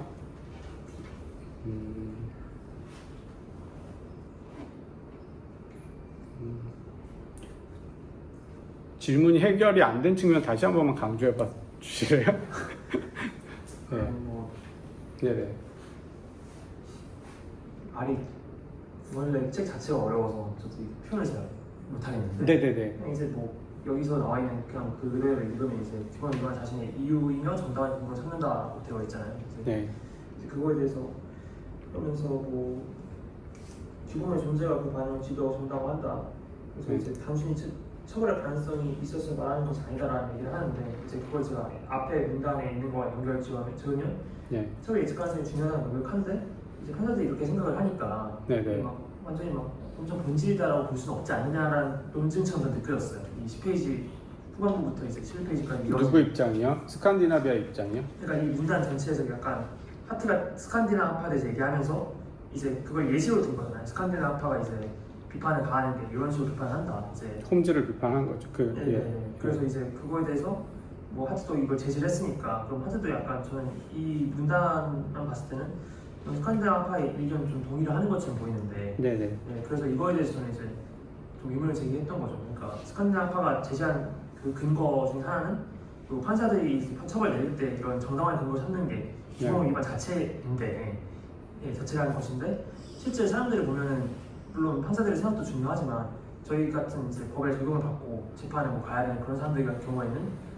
그 법의 규범성보다도 이렇게 하면 처벌받지 않을까라는 생각으로 인해서 법을 지키게 된다면, 그러면 이제 그 법규범의 핵심이 어떤 거에 있는지는 저는 뭐 아직 잘 모르겠지만, 이게 어떤 법을 지키게 만드는 것이 법규의 핵심이라면 여전히 예측 가능성이라는 건 중요한 요소가 아닌가라는 질문을 제기하고 싶었던 거죠.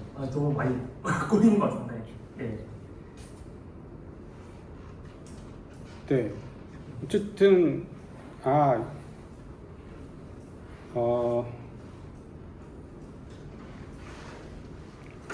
그러니까 되게 다른 말이에요. 지금 예측 가능성이 중요하다라는 말은 지금 말하는 거고요. 뭐 일반인들도 예측 가능해야 되죠. 내가 처벌받을지 않을지, 판사가 어떻게 할지. 그러니까 이 얘기랑 그러니까 그러니까 이런 거예요. 경제학자들은 이런 인풋을 하면, 뭐 이런 규제를 하면, 아니면 뭐 하느니 어떻게 돈을 어떻게 풀거나 환율을 어떻게 조정을 하면 이렇게 될 것이라고 하는 것이 예측 가능하다, probable하다, predictive하다, 이 얘기랑, 그러니까 그것이 바로 경제학이다. 그러니까 판사들이, 그러니까 우리가 말하는 법을 설명하기 위해서 판사들이 어떻게 처벌할 거나 어떻게 판결할지를 예측하는 학문이 바로 법학이다, 법이론이다 라고 말할 때의 predict라는 지금 말의 사용과 지금 말씀하시는 거는 우리가 경제학에서 하느니 어떻게 하면 미리 우리가 어떻게 될지를 우리가 대비할 수 있게 우리에게 해주는 것이 중요하다. 그러니까 사람들에게 지금 환율 조정하면요, 앞으로 당신들이 당신 예금이 어떻게 될 거고 당신들이 재산이 어떻게 될 건지를 미리 알게 해주는 것, 그것이 이 사람들이 삶을 사는데 굉장히 중요하다, 이 말을 하는 건 좀 다른데. 그래서 약간 여기서는 그럼 재판을 받았을 때 그 처벌될 확률 같은 거네요. 그렇죠. 네, probability. 그 시민들이 느끼는 약간 그런 체감하는 예측 가능성이 아니라 그걸 알아야 우리에게 도움이 되는. 그러니까 처벌의 예측 가능성이 중요하다라는 것은 이 사람들이 곧 처벌받을 이 사람을 죽이면 처벌받겠네, 뭐 돈을 빌리면 얼마를 갚아야겠네, 이 예측 가능성이 중요하다는 것과 법의 본질이 그러니까 법 이론이 할 일은 판사가 무슨 일을 할지를 설명하는 것이다. 요거는 조금 다른 얘기라는 거죠. 그게 좀 섞여 있긴 지금 막 표현상 섞여 있기는 한데, 그래서 현실주의자들이 말하고자 하는 것은 그냥 그 과학이라는 거예요. 법은 뭐 규범이 아니고 그냥 법이라는 현상에 대한 우리가 관찰을 하는 것일 뿐이다. 그런 의미에서 예측의 학문이라는 얘기를 하는 거고, 여기서 말하는 예측 가능성이 중요하다라는 것은 저 사람들이 이 얘기는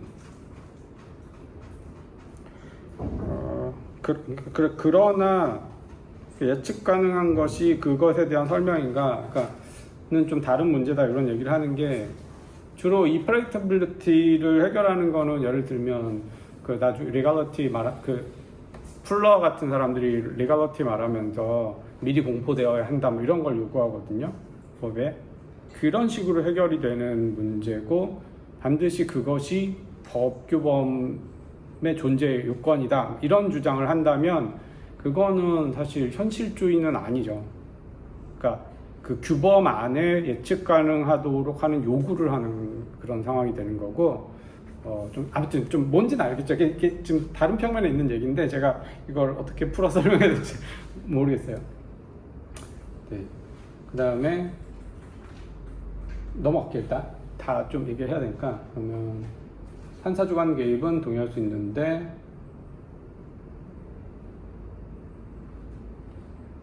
그러나 지금 아무튼 지금 하는 얘기가요,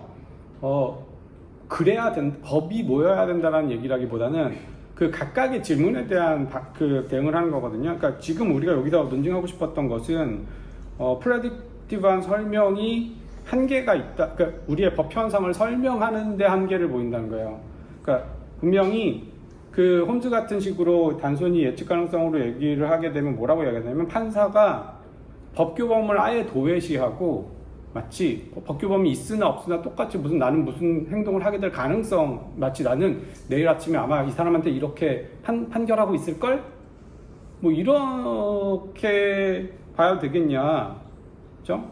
판사가 법 규범을 보면서 아 내가 내일 판사가 어떻게 하냐면 뭐 어떤 절도를 한 자는 뭐 어떤 벌금 500만 원의 벌금형에 처한다라는 규칙이 있다고 합시다. 그러면 이 판사가 이 규범을 보면서 아 내가 내일 아마도 이 사람을 500만 원에 처하겠네? 이렇게 이 규범에 대한 관점이 그렇지 않다는 거예요. 아 나 이걸 따라야겠다. 이거는 내가 따라야 될 규범이고 판결을 해야 될 이유라고 생각을 하지, 이 규범을 보면서 내가 이 규범을 보니 이게 무슨 마치 경제학 이론책인 것처럼 나 내일 아마 500만 원 처벌할 것 같은데? 이상하잖아요. 그렇게 설명할 수가 없다는 거죠. 규범은 뭔가 기능을 하고 있는 거예요. 아마도 이게 이유나 정당화라고, 적어도 이게 착각이든 뭐든 픽션이든 간에 그렇다라고 믿으면서 하는 활동이지 그냥 얘가 예언서 같은 게 아니란 말이에요. 되게 기이한 얘기를 하고 있는 거예요, 이게 사실. 좀 됐습니다. 제가 이제 홈스라는 사람을 아예 모르다 보니까 그냥 당연히 이제 우리가 생각하는 예측 가능성이라고 생각했는데 네네네. 그렇게 이해하면 네네네. 굉장히 그러니까 과학으로 뭐든지 설명해 보려는 법 현상이라는 것, 그런 게 리얼리즘 쪽 계열인데 이 사람들은 그러니까 스칸디나비아 학파는 적어도 규범이 뭔가 인과적 원인으로는 그래도 기능을 해요. 이게 진짜 진정한 픽션이 아닌 진짜 규범인지 모르겠지만, 리얼 규범인지 모르겠지만 마치 뭔가 인과적으로 뭐가 규범이 있는 거. 근데 홈즈 같은 사람들 그게 관심이 없. 그냥 마치 예언서처럼 얘기를 한단 말이에요. 그건 좀 이상하죠. 그러니까 홈즈는 째낀 거야. 이 사람도 홈즈 좀 이상해. 뭐 적어도 뭐 기능은 하고 있잖아. 규범이 투입됨으로써 결과를 바꾸고 있잖아요. 그 규범이 투입됐을 때랑 아닐 때랑. 그래서 그게 이유와 정당화의 근거를 삼는 관찰이 가능하기 때문에. 다만 근데 정말 그게 이유냐 진짜 근거인지는 모르겠는데 이유나 근거로 작동을 하고 있죠, 그 사람에게. 그런 얘기를 하고 있어요. 일단 좀 넘어갈게요. 다음 것도. 심규성 학생은 법적 규칙은 조직화, 비법적은 조직화되어 있지 않다. 하지만 비공식적 규범이 훨씬 더 강제력을 발휘한다. 그러면서 제도에 의한 조직화 기준이 그럴 수 있죠. 자, 이게 그러면 특정한 이슬람 율법 여기서요. 이건 법일까? 이 동네에서는요. 그 이슬람 율법에 따라 처벌하는 것이 법인가요? 그냥 단순한 어떤 도덕적 관행 규범 같은 걸까요? 법은 아닌 것 같아요. 네. 어떤 사람은 법이라고 할지도 모르잖아요. 왜냐하면 여기 페이지에서 네네. 여기서 저 생각에는 네네. 법적이나 비법적이나 구분하는 기준이 네네. 제도적으로 조직하고 있냐. 근데 이슬람 국가에서는 제가 보기엔 제도적으로 조직화되어 있을 것 같단 말이에요. 그러니까 이게 네. 비법적 규칙에는 조직화되어 있지 않다라는 것에 대한 반례처럼 볼 수도 있지만 거꾸로 그것이 바로 걔는 법 규칙이라고 해야 된다고 하면 또 설명이 쉬울 수도 있다는 거죠. 그 정도로 조직화가 되어 있다면 실제로 그거에 따라 판결하는 법관들이 존재하고 그러고 있다. 그러면 걔네들은 벌써 그 이슬람 율법을 법으로 편입시켰네. 그러면 네네. 라고 사형제를 형량을 했을 때 네네. 문화적으로 거기에 대해서 좀 더 형량을 좀 낮춰준다라는 거는 네네. 그럼 그거는 법적 규칙이라고 포함이 되나요? 왜요? 왜 안 돼요? 모르겠어요. 그러니까 지금 사실은 그것을 법적 규칙이 아니라고 보면 이 말이 이상하지만 우리는 그걸 그냥 법적 규칙으로 봐버리면 아무 문제도 안 생기지 않나. 저는 뭐 그런 생각이 들어요. 우리가 먼저 법이 뭔지를 어떻게 규정할 것이고, 그리고 그걸 법적 규칙이라고 말했을 때 뭔가 문제가 생기는 게 뭔지가 얘기를 할 수 있다면 좋은 질문이 되겠죠. 네, 조직화가. 근데 모르겠어요. 이거는 이제 사실은 여러 가지 이제 상황들을 깔고 있는 상황이기 때문에 최종적인 뭐 조직화가 뭐 핵심이다 이렇게 최종적으로 가고 있지는 않지만 뭐 제도에 의한 조직화, 체계화, 시스테마틱해진 것들 또는 인스티튜셔널라이즈 된 것들, 오가나이즈 된 것. 여기는 이제 오가나이즈라고 나왔죠. 한번 고민해 보세요. 저라면 그냥 법이라고 보겠죠. 끝날 것 같아요. 그 정도에 있으면. 그다음에 명예살인. 네. 그거는 참고사항 넘어갈까요? 네. 또 딴 거 있을까요? 없습니다. 네. 네. 윤희원 학생은 기본적인 교육을 받은 사람들은 일정 그런데도 경계 사례들, 의심 사례들은 세 가지 난제 때문에 의심 사례들 국제법이랑 원시법 사례들, 그다음에 통일된 합의가 아직 존재하지 않는다. 일단 요 부분은 어때요? 오늘 같이 읽으면서 분석이 사실 하트의 이야기를 좀 재구성해 볼 필요가 있을 것 같아요. 제가 읽은 바에 의하면 경계 사례들을 얘기했던 이유는 하트는 이건 별로 당혹스러운 사례가 아니라고 째끼려고 나왔던 좀 그런 맥락. 네. 그러니까 그런 식으로 좀 이제 구조적으로 좀 읽어보면, 네.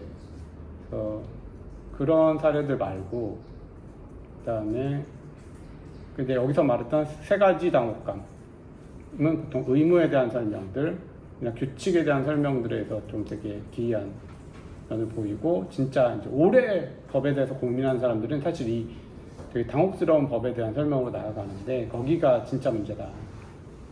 통일된 합의가 아직 존재하지 않는다. 보면 이제 합의라는 얘기를 했는데 제가 좀 할 말이 있는데 그렇다면 법이라면 통일된 답을 꼭 내려야 할까? 이게 학부생들한테 되게 많이 여러 주제에 대해서 나오는 질문이에요. 이게 법 얘기뿐만 아니라 어떤 주제를 해도 꼭 우리가 통일된 답을 내야 되나요?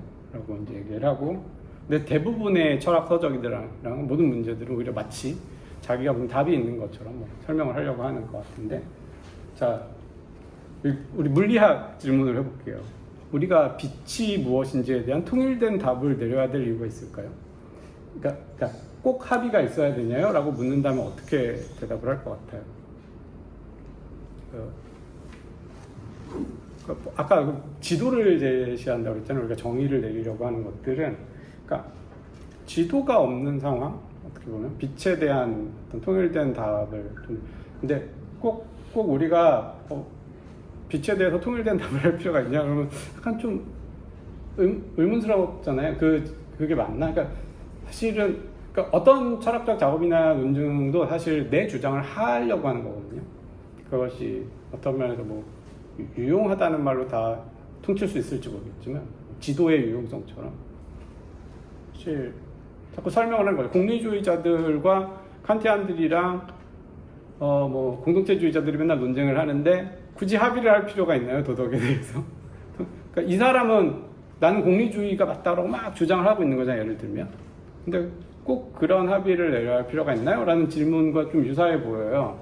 근데 왜 그 사람들 왜 그걸 할까? 하면 아까도 이제 여러분들 되게 다원주의를 많이 좋아합니다 라고 얘기를 하는데, 그러면은 때로는 공리주의가 맞다고 하고 때로는 칸티안이 맞다고 하면 좋은 거 아닐까? 라고 하지만 사실 질문은 정말 우리가 유용성이라고 한다면 딜레마나 둘 중에 누가 맞는지가 궁금한 사람들, 트롤리 케이스에서 레버를 당겨야 돼요? 말아야 돼요? 물어볼 때 답을 좀 줘야 되지 않나.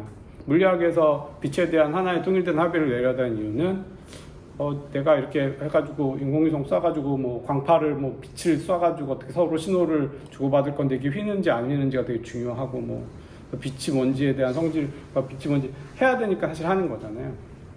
그때 평소에는 직진하니까 별로 상관없는데 과연 빛이 직진을 하냐 아니냐 이런 거를 내가 해명을 해야 되는 이유는 그런 실용성이라고 해야 될까요? 그러면 통일된 답을 내야 하는 이유를 우리가 한번 얘기를 한다면, 근데 이 질문이 굉장히 자주 반복되거든요.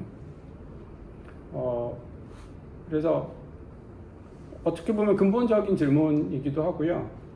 다만 여기에 들어갈 때는 뭔가 저는 항상 글쓰기 때도 내 주장을 하고 선언을 해라. 다들 그렇게 하고 있어요. 그러니까 내 주장이 더 최선의 설명임을 보여주는 작업.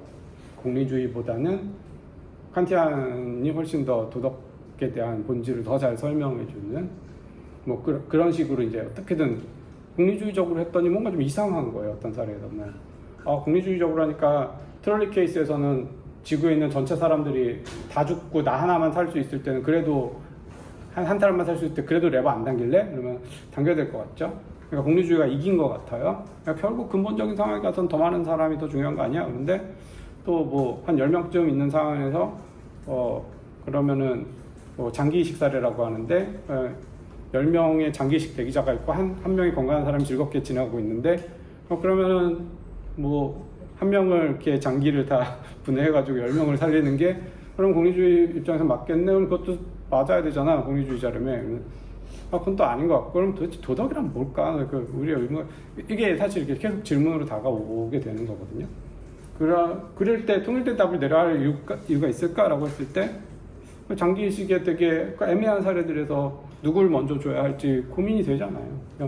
의사 선생님들 맨날 저분들은 뭐 안 죽겠다고 하고 뭐 연명치료 중단하겠다고 하면 막연하니까 어떻게 도와줘야 될지 매일이 사실 딜레마 상황인데 뭔가 설명을 제기하는 것, 뭐 그게 이유라면 이유겠죠. 더 좋은 설명.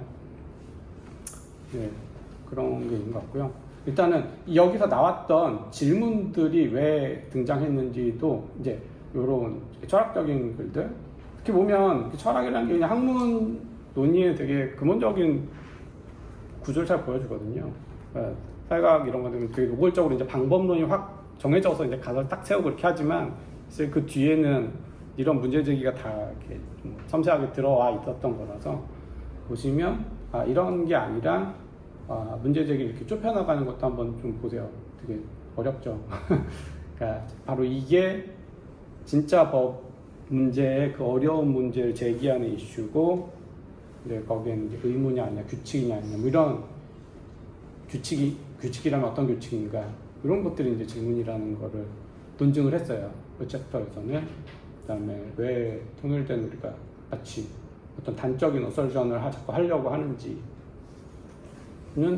모든 학문의 사실에 대한 질문이거든요. 왜 학자들은 자기 주장을 하려고 할까에 대한 어떤 그런 주장인데, 모두에게 자유롭게 뭐 표현의 자유가 있지 않는가, 다들 모두에게. 그러니까 표현의 자유라는 건 어떤 그 자체로 또 논증이 되는 거예요. 그 사람을 표현을 한다는 이유로 억압하지 않기로 하는 것이 정당하다라는 주장에 대한 또 하나의 되게 단적인 주장들이잖아요. 그런 거예요. 마찬가지로 상대방을 뭐 억압하자는 것이 아니라 여기서 하려는 얘기는 더 최선의 설명을 제공하려는, 일단 학술적인 축은 그런 거라고 생각하시면 좋을 것 같은데 답이 되나요?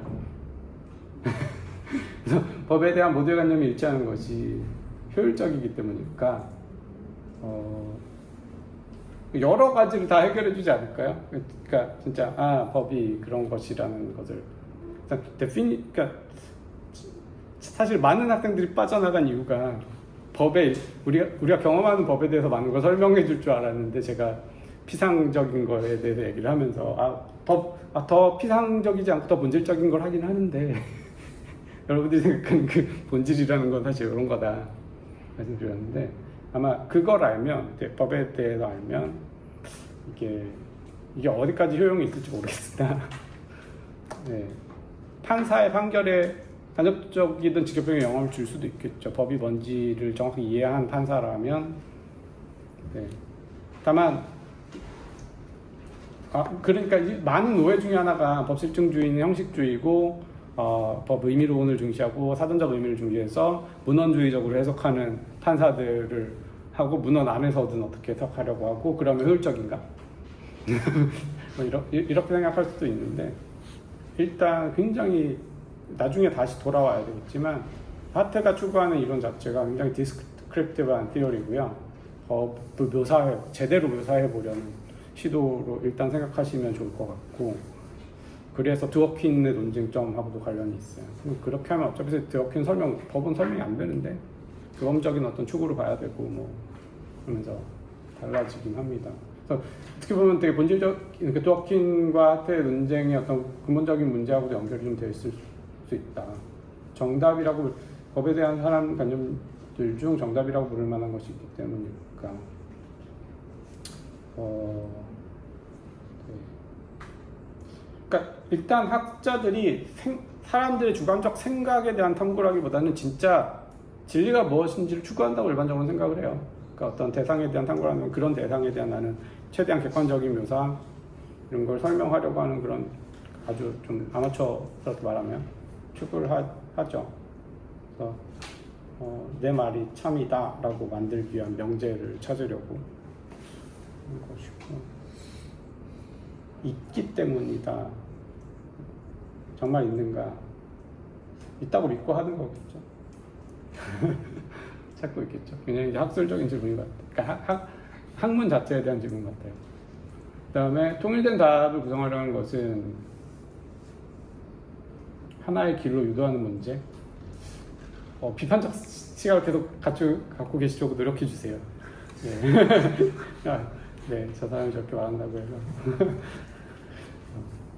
늘 비판적인 태도를 유지해 주시고, 어쨌든 학술적인 작업 자체는 내 말이 더 맞다고 옹호하는 과정이고,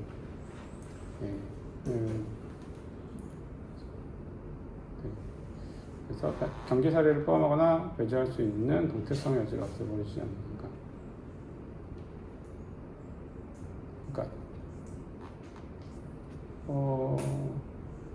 그러니까 국제법을 막 포함하는 게 더 좋으냐 많으냐, 사실 국제법 이 말의 전제는 국제법 같은 것도 다 포함할 수 있는 이론이 더 좋은 건데 그런 걸 배제하면 나쁜 거 아니야 이렇게 되는데, 사실 오히려 법이라는, 우리가 생각하고 있는 모호하지만 뭔가 있는 것 같은 그 법이라는 경계를 명확히 해줄 때 국제법에 빠질 수도 있고 들어올 수도 있는데, 어쨌든 그걸 명확히 하는 게 보통은 이제 추구하는 것 같아요.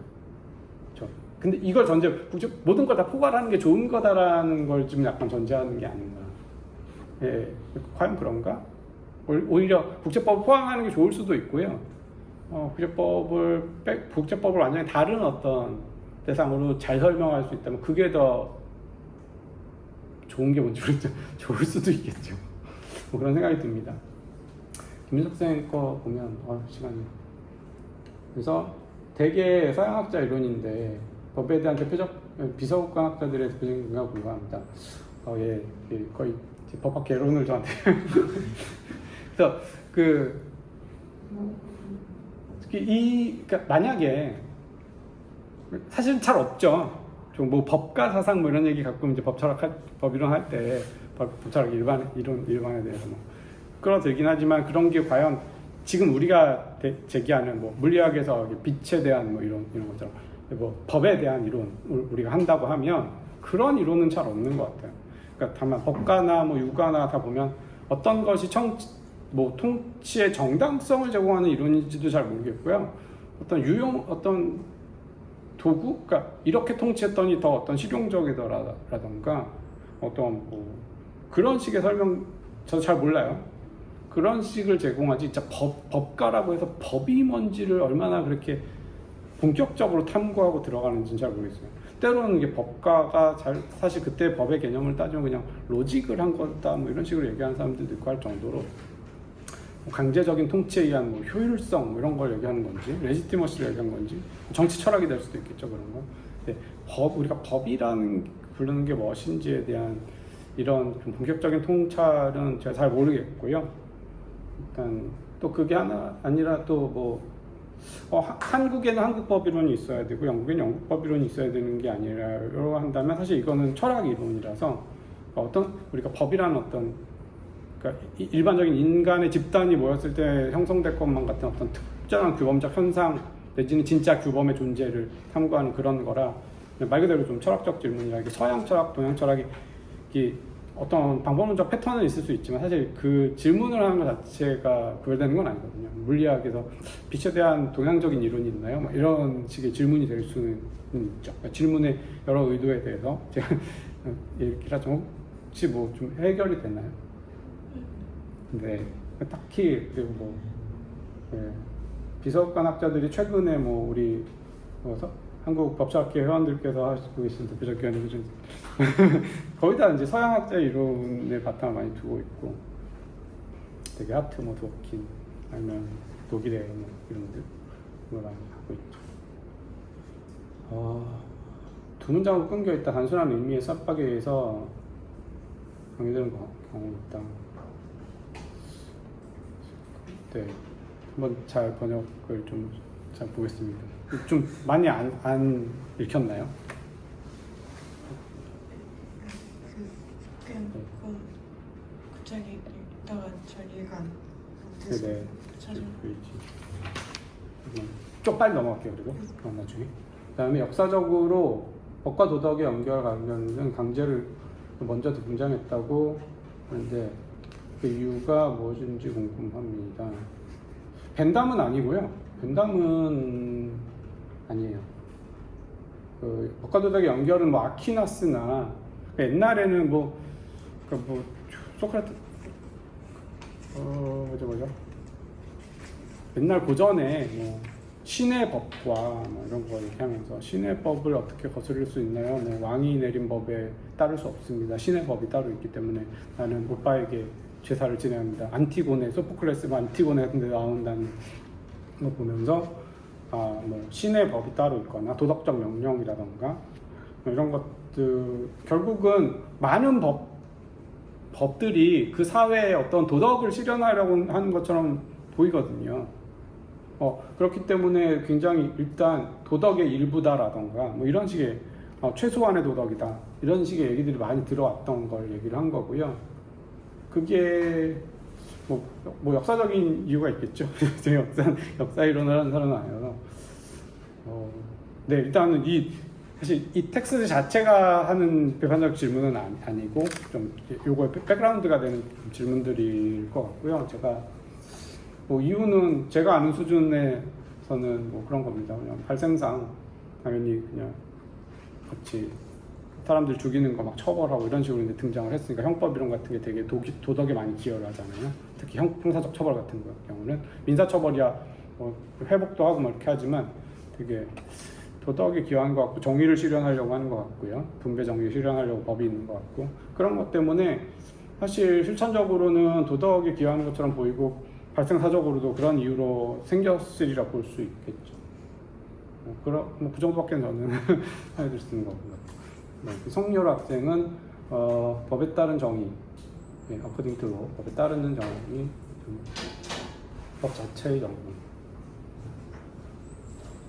이 정의는 어떻게 짜져 있으면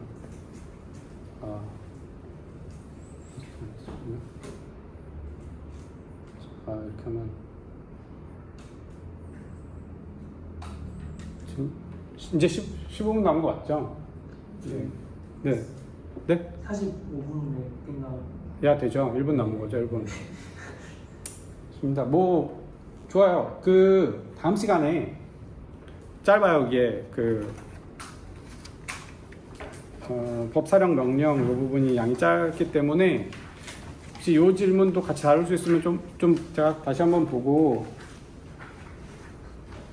그다음에 되도록이면 이런 식으로 진행 안 하고 여러분들이 토론할 수 있으면 좋을 것 같은데 약간 좀 어느 정도 내용이 끌어올려지고 합의가 돼야 이게 저마다 읽고 있기 시작하면 약간 좀 계속 좀 그럴 것 같아서 개입을 하는데 어쨌든 지향하는 바는 여러분들이 토론을 하는 거에 있긴 합니다. 좀 더 정확하게 읽을 수 있으면 좋겠고 다음 시간에 아까 말씀드렸죠. 요거 한번 머릿속으로라도 그 발전문을 쓴다라는 생각으로 논증을 좀 분석을 해보세요. 왜 이렇게 주장을 이 사람 하는 내게 주장이 뭐고 법은 뭐다라고 주장하고 뭐 타령은 이것입니다 이렇게 주장하는 게 아니에요. 왜 이렇게 설명되어야 하는지를 주장하고 있잖아요. 그런 관점에서 좀 분석을 해보시면 좋을 것 같고 그 다음에 시간이 되면 제가 뭐 3챕터까지 제가 하기로 했으니까 그 다음 챕터 거를 그러니까 한 2시간 안에 끝내고 나머지 한 30분 그 다음 챕터 걸 미리 읽고 여러분들이 발제를 준비하는 게 완전히 헤매는 거보다 나올 수도 있다는 생각은 좀 하고 있긴 하거든요. 가능하면 그렇게 하려고 합니다. 다음 시간에도 질문 올려주시고 밑줄 그어오시고 네, 월요일에 뵙겠습니다.